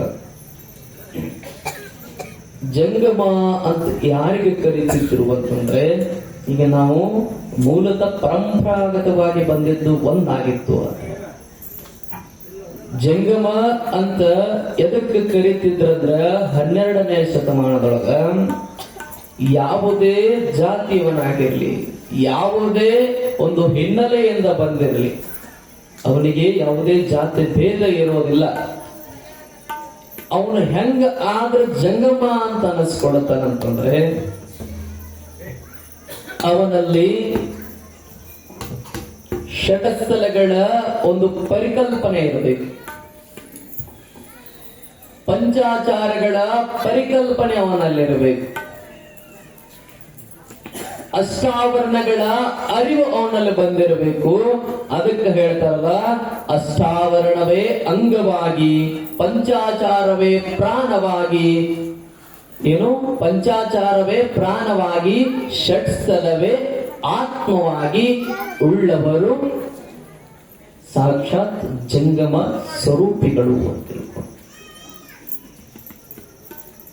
ಏನ್ ಹೇಳಿದ್ರು, ಅಷ್ಟಾವರಣಗಳನ್ನ ಅಂಗಗಳಾಗಿಸಿಕೊಂಡು, ಪಂಚಾಚಾರವನ್ನ ತನ್ನ ಪ್ರಾಣವಾಗಿಸಿಕೊಂಡು, ಷಟಸ್ಥಲವನ್ನ ತನ್ನ ಆತ್ಮವನ್ನಾಗಿ ಯಾರು ಇರಿಸಿಕೊಂಡಿರ್ತಾರೋ ಅವರು ತಾತ್ವಿಕ ಹಿನ್ನೆಲೆಯೊಳಗ ಜಂಗಮರು ಅಂತ ತಿಳ್ಕೊಂಡು 12ನೇ ಶತಮಾನದೊಳಗ ಬಸವಾದಿ ಶಿವಶರಣರು ಎಲ್ಲರನ್ನೂ ಜಂಗಮರ ರೂಪದೊಳಗೆ ಕಾಣ್ತಿದ್ರು.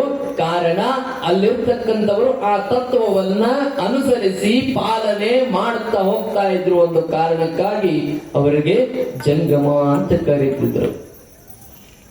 ಹಾಗೆ ಅಲ್ಲಿ ಏನು 12ನೇ ಶತಮಾನದಲ್ಲಿರ್ತಕ್ಕಂಥ ಐದಕ್ಕಿ ಮಾರಯ್ಯ ಮತ್ತು ಐದಕ್ಕಿ ಲಕ್ಕಮ್ಮ ಏನಿದ್ರಲ್ಲ, ಪ್ರತಿನಿತ್ಯವೂ ಕೂಡ ತಾನು ತಂದಿರತಕ್ಕಂತಹ ಒಂದು ಅಕ್ಕಿಯಿಂದ, ಏನು ಆಯ್ದು ತಂದಿರತಕ್ಕಂಥ ಅಕ್ಕಿಯಿಂದ ದಾಸೋಹವನ್ನು ಮಾಡಿಸ್ತಾ ಇದ್ರು. ಒಂದು ದಿವಸ ಏನಾಗ್ತದಂತಂದ್ರ, ಬಸವಣ್ಣವರು ಪರೀಕ್ಷೆ ಮಾಡ್ಬೇಕಂತ ತಿಳ್ಕೊಂಡು ಐದಕ್ಕಿ ಮಾರಯ್ಯನನ್ನ ಪರೀಕ್ಷೆ ಮಾಡಬೇಕು ಅಂತ ತಿಳ್ಕೊಂಡು ಏನ್ ಮಾಡಿದ್ರು, ಸ್ವಲ್ಪ ಅಕ್ಕಿಯನ್ನ ಹೆಚ್ಚಾಗಿ ಒಂದು ಚೀಲ ಅಲ್ಲಿ ಒಗೆದು ಬಿಟ್ಟಿದ್ರು. ಅಕ್ಕಿ ಒಂದು ಚೀಲ ಒಗೆದು ಬಿಟ್ಟಿದ್ರು. ಅವಾಗ ಐದಕ್ಕಿ ಮಾರಯ್ಯ ದುರಾಸೆಯಿಂದ, ಏನಪ್ಪಾ ಅವನಲ್ಲಿ ಎಂತ ದುರಾಸೆ ಇತ್ತು ಅಂದ್ರ, ಈ ಒಂದು ಅಕ್ಕಿಯನ್ನ ಸ್ವಲ್ಪ ಹೆಚ್ಚು ಅಕ್ಕಿ ಅದಾವ ಅಂತಂದ್ರೆ ಸ್ವಲ್ಪ ಇನ್ನಷ್ಟು ಹೆಚ್ಚು ಜಂಗಮರಿಗೆ ಉಣಿಸಬಹುದಾಗಿತ್ತಲ್ಲ, ಇನ್ನೊಂದು ಸ್ವಲ್ಪ ಹೆಚ್ಚು ನನ್ನ ಕೈಲಿಂದ ದಾನ ಮಾಡಬಹುದಾಗಿತ್ತಲ್ಲ ಅಂತ ತಿಳ್ಕೊಂಡು ಏನು ಮಾಡಿದ್ರು ಅಂತಂದ್ರ, ಅಲ್ಲಿ ಅಕ್ಕಿ ತಗೊಂಡು ಮನೆಗೆ ಬರ್ತಾರ. ಅವಾಗ ಆಯ್ದಕ್ಕಿ ಲಕ್ಕಮ್ಮ ಅಂತಾಳಂತ. ಅವಾಗ ಹುಟ್ಟಿರ್ತಕ್ಕಂಥ ವಚನ ಇದು, ಆಸೆ ಎಂಬುದು ಅರಸಂಗಲ್ಲದೆ ಶಿವಭಕ್ತರಿಗುಂಟೆ ಅಯ್ಯ. ಅಷ್ಟ ಅನ್ನೋದ್ರೊಳಗ ನಾವೆಲ್ಲಾದ್ರೂ ಆಗಿದ್ರೆ ಏನ್ ಮಾಡ್ತೀವಿ, ನಿಮ್ಮ ಗಂಡ ಏನಾರ ಒಂದ್ ಚೀಲ ಅಕ್ಕಿ ತಗೊಂಡು ಅಲ್ಲಿ ಬಿದ್ದಿತ್ತು, ಹೊರಗೆ ಬಿದ್ದಿತ್ತು ಅಕ್ಕಿ ರೇಷನ್ ಅಂಗಡಿ ಭಾಗದಾಗ, ಇನ್ನೊಂದ್ 2-3 ಚೀಲ ಇದ್ದು ಒಂದ ಚೀಲ ತಗೊಂಬಂದ್ ಅಂತಂದು ನೀವ್ ಅಂತೀರಿ, ಒಂದ ಚೀಲ ಆಗ್ತದೆ, ಅವನು 1-2 ಚೀಲ ತಗೊಂಡ್ ಬರ್ಬೇಕಿಲ್ಲ, ಇನ್ನೊಂದ್ 2 ತಿಂಗಳ ರೇಷನ್ ತರಂಗ ಹಾಕಿ ತಂತಿದ್ರಿ ನೀವು. ಆದ್ರ ಐದಕ್ಕಿ ಲಕ್ಕಮ್ಮ ಹಂಗ ಮಾಡಲಿಲ್ಲ. ಆಸೆ ಎಂಬುದು ಅರಸಂಗಲ್ಲದೆ ಶಿವಭಕ್ತರಿಗುಂಟೆ ಅಯ್ಯ ಅನ್ನುವಷ್ಟು ತರ ಇರೋದ್ರೊಳಗ ಇಷ್ಟು ತಂದಿನಿ, ಸುಮ್ಮ ನೀನು ಅಡಿಗೆ ಮಾಡೋದು ಬಿಟ್ಟ ನನಗ ಮತ್ತೆ ಮರುಪ್ರಶ್ನೆ ಆಗ್ತೀಯಾ ಅಂತ ತಿಳ್ಕೊಂಡು ಐದಕ್ಕಿ ಮಾರಯ್ಯ ಕೈ ಎತ್ತಿ ಹೊಡಿಲಿಕ್ಕೆ ಹೋಗ್ತಾನ.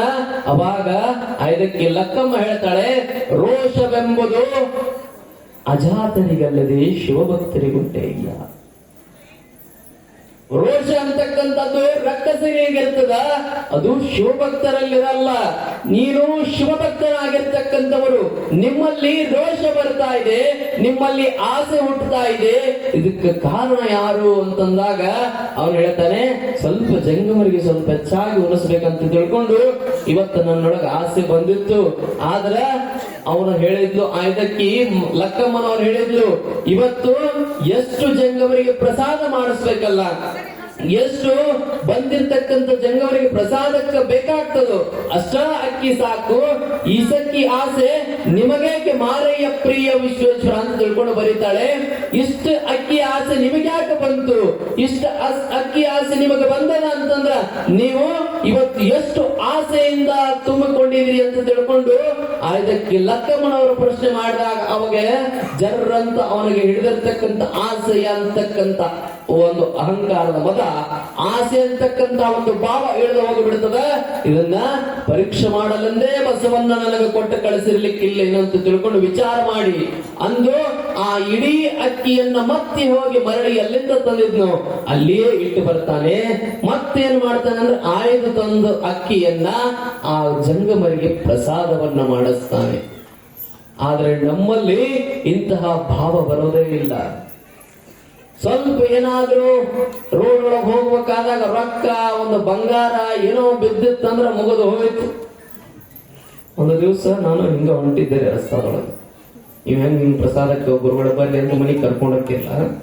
ಹಿಂಗ ಹೋಗುವಂತ ಸಂದರ್ಭ ಬಂದ ಒಬ್ಬ ವ್ಯಕ್ತಿ ಬಂದು ಏನ್ ಮಾಡಿದ ಅಂತಂದ್ರ ಅವನು ಹೊಂಟಿದ್ದೀನಿ ಕೆಳಗೊಂದ 10 ನೋಟ್ ಬಿದ್ದಿತ್ತು. ಅವನೇನು ಮಾಡಿದ, ನಾನ್ ನೋಡ್ತೇನೆ ಅವನ 10 ನೋಟ್ ಮೇಲೆ ಕಾಲಿಟ್ಟ. ಏನೋ ಆರಾಮದಿಲ್ಲ ಎಲ್ಲ ಮಾತಾಡ್ಕೊಂಡು ನಿಂತೆ ನಾನು.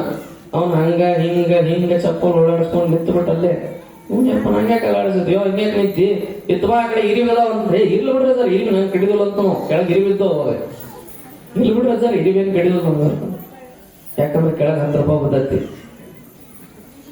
ನಾನು ಬಾರೋ ಮಾರಾಯ ಅಂತಂದ್ರೆ ಇಲ್ರಿ ಸರ್ ಏನಾಗಲ್ಲ ನಮಗೇನು ಇರಿಬೇನ್ರಿ ಎಂತಂತ ರಾಕ್ಷಸ ಗುರುಗಳ ನಮ್ಮಲ್ಲಿ ಅದಾವ ಅಂತ ಜರ್ ಕಡೆ ಇರಿವು ಕಡೆ ಹೆಂಗಾಗದಿತ್ತು ಅಂತ ನಾವು ಹಂಗ ನಾನು ಸುಮ್ಮನೆ ಹೋದೆ. ಹೋದ ತಕ್ಷಣ ಅವನು ಏನ್ ಮಾಡಿದ, ನಾನು ಸುಮ್ಮನೆ ಹಿಂದ್ ನೋಡಿದೆ, ಪಟ್ಟ ತಗೊಂಡು ಬಿಸ ಹಾಕೊಂಡಿದ್ದ ಅವನು. ಅಂದ್ರ 10 ರೂಪಾಯಿ ಮಾತ್ರ ಕೂಡ ನಮಗೆ ಆಸೆ ಇರ್ತದ. ಆದ್ರ ಇಂತಹ ಆಸೆಯನ್ನ ಬದಿಗೊತ್ತಿ ನಾವೇನು ಗಳಿಸ್ತೀವಲ್ಲ, ಗಳಿಸಿರುವಂತದ್ದನ್ನ ಒಂದಷ್ಟು ಪುಣ್ಯದ ಧಾರ್ಮಿಕ ಕಾರ್ಯಕ್ಕೆ ನಾವು ಬಳಸಬೇಕು. ನಾ ಹೇಳಿದಲ್ಲ, ಯಾವುದೂ ಕೂಡ ನಮ್ಮ ಮುಂದಕ್ಕೆ ಬರತಕ್ಕಂಥದ್ದಲ್ಲ, ಎಲ್ಲವೂ ಕೂಡ ನಶ್ವರ. ಈ ನಶ್ವರವಾಗಿರ್ತಕ್ಕಂಥ ಬದುಕನ್ನ ಈಶ್ವರನಾಗಿಸ್ಬೇಕಾಗಿತ್ತು ಅಂತಂದ್ರ ಇಂಥ ಕಾರ್ಯಗಳಲ್ಲೇ ದಾನದ ಕಾರ್ಯವನ್ನ ನೀವು ಮಾಡಿದ್ರಿ ಅಂತಂದ್ರ ಅದು ಸಾರ್ಥಕತೆ ಅನಿಸ್ಕೊಳ್ತದ. ನಿನ್ನೆ ದಿವಸ ಹೇಳಿದ್ರವ್ರು ನಮಗ್ ನಿಮ್ಗೆ ಮೈಕ್ನಾಗ ಅನೌನ್ಸ್ ಮಾಡತ್ತಿರಲ್ಲ, ನನಗನಿಸ್ತು ಒಬ್ಬೊಬ್ಬರಿಗೆ ಎಷ್ಟು ಬರ್ತಾವ್ರೀಗ? ಎಷ್ಟು ಬರ್ತಾವ ಹೇಳಂಗಿಲ್ಲ, ನಾಯಿ ಇಸ್ಕೊಂಗಿಲ್ಲ ತೋರಿ. ಅವ ಒಬ್ಬೊಬ್ಬರಿಗೆ 2,000 ಬರ್ತಾವ, ಒಬ್ಬೊಬ್ರು 2,000 ಅಲ್ಲ, ಒಬ್ಬೊಬ್ರು ಬರೀ 500-500 ಕೊಟ್ರೆ ಸಾಕು. ದೊಡ್ಡ ಭರ್ಜರಿಯಿಂದ ಈ ಕಾರ್ಯಕ್ರಮ ಆಕತ್ತಂತ ತಿಳ್ಕೊಂಡು ನಿನ್ನ ಹೇಳಿದ್ರು ಅವರು. ಕಾರಣ ಬಂದಿರುವಂತದ್ದನ್ನ ನಾವು ಈಗ ನೋಡ್ರಿ, ಒಂದು ಕಾಗೆನೂ ಕೂಡ ಕಾಗೆ ಒಂದಗಡ ಕಂಡರೆ ಕರೆಬುದು ತನ್ನ ಬಡಗ ಬನ್ನ, ಕೋಳಿ ಒಂದು ಗುಟುಕು ಕಂಡರೆ ಕರೆಬುದು ತನ್ನ ಗುಂಪನ್ನೆಲ್ಲ. ನಾವು ಮನುಷ್ಯರಾಗಿ ಹುಟ್ಟಿದ ಮೇಲೆ ಸ್ವಲ್ಪ ನಾವು ಹಂಚಿ ತಿನ್ಲಿಲ್ಲ ಅಂತಂದ್ರ, ದಾನವನ್ನ ಮಾಡ್ಲಿಲ್ಲ ಅಂತಂದ್ರ ಕಾಗೆ ಕೋಳಿಗಳಿಗಿಂತ ಕರಕಷ್ಟಕರ ಅಂತ ತಿಳ್ಕೊಂಡು ಬರೀತಾರೆ. ನೋಡ್ರಿ, ನಾವು ದಾನ ಮಾಡ್ಲಿಲ್ಲ ಅಂದ್ರ ಕಾಗಿನೂ ಕೂಡ ಒಂದು ಅಗಳ ಕಣಿತಂತಂದ್ರ ತನ್ನ ಗುಂಪನ್ನೆಲ್ಲ ಕಾ ಅಂತ ಕರೆದು ಊಟ ಮಾಡ್ತೈತೆ. ಅಂತ ಭಾವ ಕಾಗಿ ಒಳಗೈತಿ. ಆದ್ರ ನಮ್ಮೊಳಗ ಎಷ್ಟಿದ್ರೂ ಕೂಡ ಏನಾಗ್ತದ, ಇನ್ನೂ ಬೇಕು ಬೇಕು ಅಂತಕ್ಕಂಥ ಭಾವನೆ ಬರ್ತದೆ. ಎಂತ ಆಸೆ ನಮ್ಮಲ್ಲಿ ಇರ್ಲಿಕ್ಕಿಲ್ಲ. ಅದಕ್ಕ ಶರಣರಾಗಿರ್ತಕ್ಕಂಥವರು, ಆಸೆಯನ್ನ ಗೆದ್ದವರು, ಬಂದದ್ದನ್ನೆಲ್ಲ ಹಂಚಿ ತಿನ್ನುವಂತವರಾಗಿದ್ದರವರು. ಆ ಒಂದು ಕಾರಣಕ್ಕಾಗಿ ಈ ಜಗತ್ತಿನೊಳಗೆ ದೊಡ್ಡವರು ಅನಿಸ್ಕೊಂಡ್ರು, ಅವರ ಬದುಕನ್ನ ಸಾರ್ಥಕತೆ ಗಳಿಸ್ಕೊಂಡ್ರು. ತನ್ನಗೆ ಇದೇ ಒಂದು ಜನ್ಮ ಕೊನೆ ಅಂತ ತಿಳ್ಕೊಂಡು ದಾನದ ಕಾರ್ಯವನ್ನ ಮಾಡುವುದರ ಮೂಲಕವಾಗಿ, ದಾನವನ್ನ ಮಾಡುವುದರ ಮೂಲಕ ಸಂಪೂರ್ಣವಾಗಿ ತಮ್ಮ ಜೀವನವನ್ನೇ ಭಗವಂತನಿಗೆ ಅರ್ಪಿಸಿದ್ರು. ಆ ಒಂದು ಕಾರಣಕ್ಕಾಗಿ ಅವರು ದೊಡ್ಡವರು ಅನಿಸ್ಕೊಂಡ್ರು. ನಾವೀಗೆಲ್ಲ 12ನೇ ಶತಮಾನದ ಬಸವಾದಿಶೇಷರನ್ನ ನೆನೆಸ್ತೀವಿ, ರೇಣುಕಾದಿ ಪಂಚಾಚಾರ್ಯರನ್ನ ನೆನೆಸ್ತೀವಿ, ಇಲ್ಲಿ ಫಕೀರೇಶ್ವರರನ್ನ ನೆನೆಸ್ತೀವಿ, ಬಾಲಿಲ ಮಹಂತ ಶ್ರೀಯೋಗಿಗಳನ್ನ ನೆನೆಸ್ತೀವಿ, ಧಾರವಾಡದ ಮೃತ್ಯುಂಜಯ ಅಪ್ಪಗಳನ್ನ ನೆನೆಸ್ತೀವಿ, ಮಹಂತಪ್ಪಗಳನ್ನ ನೆನೆಸ್ತೀವಿ. ಕಾರಣ ಅಂತೆಲ್ಲ ದೊಡ್ಡ ಕಾರ್ಯಗಳನ್ನ ಮಾಡಿದ್ರು. ಕೊನೆಗೆ ಅವರು ಸಮಾಜಕ್ಕಾಗಿ ತಮ್ಮ ಜೀವನವನ್ನ ಅರ್ಪಣೆ ಮಾಡಿದ್ರು. ಆ ಒಂದು ಕಾರಣಕ್ಕಾಗಿ ಅವರನ್ನ ನಾವು ನೆನೆಸ್ತೀವಿ. ನೋಡ್ರಿ, ನಿಮ್ ಜರ್ಕಡ್ತ ನಿಮ್ ಮನೆಯೊಳಗೆ ನಿಮ್ ಅಜ್ಜನ ಹೆಸರು ಕೇಳಿದ್ರೆ ನಿಮ್ಗೆ ಗೊತ್ತಿರ್ತದೆ ಹೊರತಾಗಿ ನಿಮ್ಮ ಮುತ್ತಜ್ಜನ ಹೆಸರು ಕೇಳಿದ್ರೆ ನಿಮ್ಗೆ ಗೊತ್ತಿರಲ್ಲ. ಕಾರಣ ಅಂತ ಸಾಹಸದ ಕೆಲಸ ಅವ್ರು ಯಾವತ್ತೂ ಮಾಡಿಲ್ಲ. ಇಲ್ಲಿ ನೀವು ಒಂದು ದಾನದ ಕಾರ್ಯವನ್ನು ಮಾಡಿದ್ರೆ ಅಂತಂದ್ರೆ ಕೇವಲ ಇಲ್ಲಿ ಅಷ್ಟ ನೀವು ಹೆಸರು ರಿಜಿಸ್ಟ್ರೇಷನ್ ಆಗಂಗಿಲ್ಲ, ಇಲ್ಲಷ್ಟ ನಿಮ್ ಹೆಸರು ಖಾತೆಗೆ ಬರಂಗಿಲ್ಲ. ಇದು ನೀವು ಮಾಡಿರ್ತಕ್ಕಂಥ ದಾನ ಇದು ಎಲ್ಲಿ ಸಲ್ಲುತ್ತದೆ ಅಂತಂದ್ರ ಅದು ಪರಮಾತ್ಮನಿಗೆ ಸಮರ್ಪಣೆ ಆಗ್ತದೆ ಅಂತಕ್ಕಂಥದ್ದು ತಾವು ತಿಳ್ಕೊಳ್ಬೇಕು. ಅದಕ್ಕೆ ಹೇಳ್ತಾರಲ್ಲ, ಕೊಟ್ಟಿದ್ದು ತನಗೆ ಬಚ್ಚಿಟ್ಟಿದ್ದು ಪರರಿಗೆ, ಕೊಟ್ಟಿದ್ದು ಕೆಟ್ಟಿತನ ಬೇಡ, ಕೊಟ್ಟಿದ್ದು ಮುಂದಕ್ಕೆ ಕಟ್ಟಿಟ್ಟ ಬುದ್ಧಿ ಸರ್ವಜ್ಞ ಅಂತ ತಿಳ್ಕೊಂಡು ಸರ್ವಜ್ಞ ಕವಿ ಬರದ. ಈಗ ಕೊಟ್ಟಿರ್ತಕ್ಕಂಥದ್ದು ಏನಾಗ್ತದ, ನಮ್ಮ ಬುದ್ಧಿಗೆ ನಾವಿವತ್ತು ದಾನದ ಕಾರ್ಯ ಮಾಡಿದ್ವಿ ಅಂತಂದ್ರ ಅದು ನಮ್ಮ ಪುಣ್ಯದ ಬುದ್ಧಿಯ ಗಂಟಿಗೆ ಸೇರ್ತದಂತ. ನಾವು ಸ್ವಲ್ಪ ಪಾಪದ ಕೆಲಸ ಮಾಡಿದ್ವಿ ಅಂದ್ರ ಅದು ಪಾಪದ ಗಂಟನ್ನ ಎತ್ತಿ ತೋರಿಸ್ತದಂತ. ನೀವು ತಕಡಿ ಹಿಡ್ಕೋತಿರಲ್ಲ, ಭಗವಂತ ತೂಕ ಮಾಡ್ತಿರ್ತಾನ, ಎಷ್ಟು ಪುಣ್ಯ ಮಾಡ್ಯಾರ ಎಷ್ಟು ಪಾಪ ಮಾಡ್ಯಾರ. ಇವ್ರನ್ನ ಪಾಪ ಮಾಡ್ಯಾರ ಅಂತ ತಿಳ್ಕೊಂಡು ಇವ್ರನ್ನ ಯಮರಾಜನ ಕಡೆ ಕಳಿಸ್ತೀನಿ, ಪುಣ್ಯ ಮಾಡ್ಯಾರ ಅಂತ ತಿಳ್ಕೊಂಡು ಸಾಕ್ಷಾತ್ ಕೈಲಾಸದೊಳಗೆ ಇವ್ರನ್ನ ಇಟ್ಕೊಂಡು ಸಾಕ್ತೀನಿ ಅಂತ ತಿಳ್ಕೊಂಡು ಶಿವನಾಗಿರ್ತಕ್ಕಂಥವ್ನು ಹೇಳ್ತಿರ್ತಾನ. ಕೊನೆಗೆ ನಾವು ಮರಣವನ್ನ ಅಪ್ಪುವುದಕ್ಕಿಂತ ಮುಂಚಿತವಾಗಿರಬಹುದು, ಮರಣವನ್ನ ಅಪ್ಪಿದ ನಂತರದೊಳಗೆ ಐಕ್ಯ ಸ್ಥಳವನ್ನು ಏನು ತಲುಪ್ತೀವೋ ಅವಾಗ ಭಗವಂತ ತೂಕ ಮಾಡಿ ನಮ್ಮನ್ನ ಕರ್ಕೊತಾನಂತ. ನಿಮ್ಮ ಪಾಪದ ತುಂಬಾ ಕೊಡ ಹೆಚ್ಚಂದ್ರ ಅಲ್ಲಿ ಕೆಳಗೆ ಹೆಂಗಾಗ್ತದೆ, ಯಮರಾಜನ ಕಡೆ ಕಳಿಸ್ತಾನ.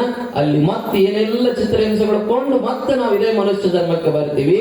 ಈ ಮನುಷ್ಯ ಜನ್ಮದಿಂದ ಮುಕ್ತಿಯನ್ನ ಹೊಂದಬೇಕಾಗಿತ್ತು ಅಂದ್ರ ನಾವು ಒಂದಿಷ್ಟು ದಾನದ ಕಾರ್ಯವನ್ನ ಮಾಡಬೇಕು.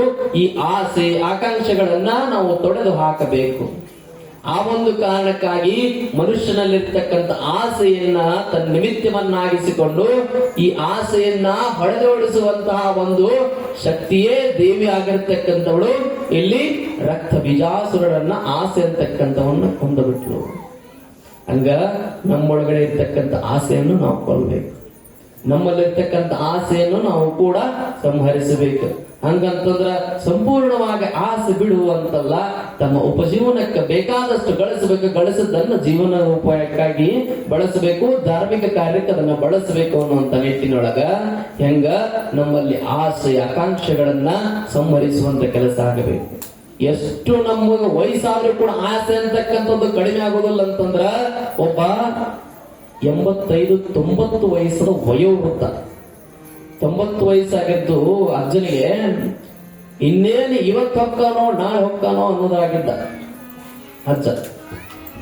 ಇವತ್ತು ಹೊಕ್ಕಾನೋ ನಾಳೆ ಹೊಕ್ಕಾನೋ ಅನ್ನೋದಾಗಿದ್ದ ಅಜ್ಜ ಅವಾಗ ಏನಾಗ್ತದಂತಂದ್ರ ತನ್ನೆಲ್ಲ ಕುಟುಂಬದವರು ಬರ್ತಾರೆ, ಮಕ್ಕಳು ಮೊಮ್ಮಕ್ಕಳು.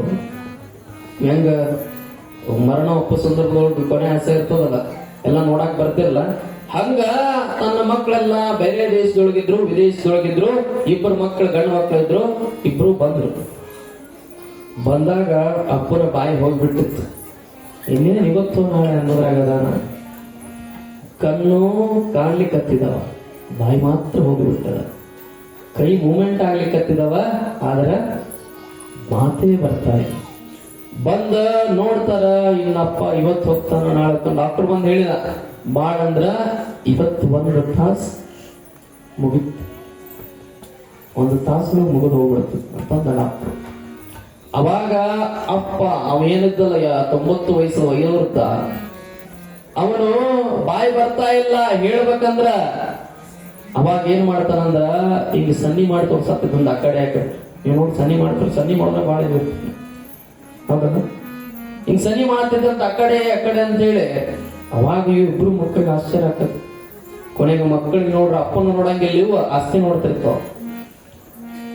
ನಮ್ಮಪ್ಪ ಎಲ್ಲರ ಸ್ವಲ್ಪ ನಿಧಿ ಗಿರಿ ಇಟ್ಟಿರ್ಬೇಕು. ಅಂದಿನ ಕಾಲಗಳು ಅವಾಗೆಲ್ಲ ಕೆಳಗ ಏನದ ಹಗೆ ಅಂತ ಮಾಡಿ ಇಡ್ತಿದ್ರ, ಹಗೆ ಅಂತ ಮಾಡಿ ಇಡ್ತಿದ್ರಿಲ್ರಿ, ಬಂಗಾರ ವಜ್ರ ಏನೋ ಇಡ್ತಿದ್ರಿ.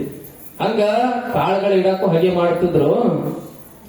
ನಮ್ಮಪ್ಪ ಏನಾರ ಇಟ್ಟಿರ್ಬೇಕು ಅಂತ ತಿಳ್ಕೊಂಡು ಡಾಕ್ಟರ್ ನಮ್ಮಪ್ಪ ಏನೋ ಹೇಳಕ್ ಪ್ರಯತ್ನ ಮಾಡಾಕತ್ತಾನ, ಆದ್ರೆ ಅವನಿಗೆ ಹೇಳಾಕ ಬಾಯಿ ಬರಾಕತ್ತಿಲ್ಲ. ಹೆಂಗರ ಮಾಡಿ ನಮ್ಮ ಅಪ್ಪಗ ಕರೆಕ್ಟ್ ಬಹಳ 5 ನಿಮಿಷ ಮಾತಾಡಿ ಸರ್, ಮಾತಾಡುವಂತ ಔಷಧ ಏನಾರ ಇರ್ಬೇಕು ನೋಡಪ್ಪ. ಒಂದು ಇಂಜೆಕ್ಷನ್ ಅದ, ಒಂದು ಇಂಜೆಕ್ಷನ್ಗೆ 1 ಲಕ್ಷ ರೂಪಾಯಿ. ಎಷ್ಟು? 1 ಲಕ್ಷ ರೂಪಾಯಿ. 1 ಲಕ್ಷ ರೂಪಾಯಿ ಒಂದು ಇಂಜೆಕ್ಷನ್ ಅದ.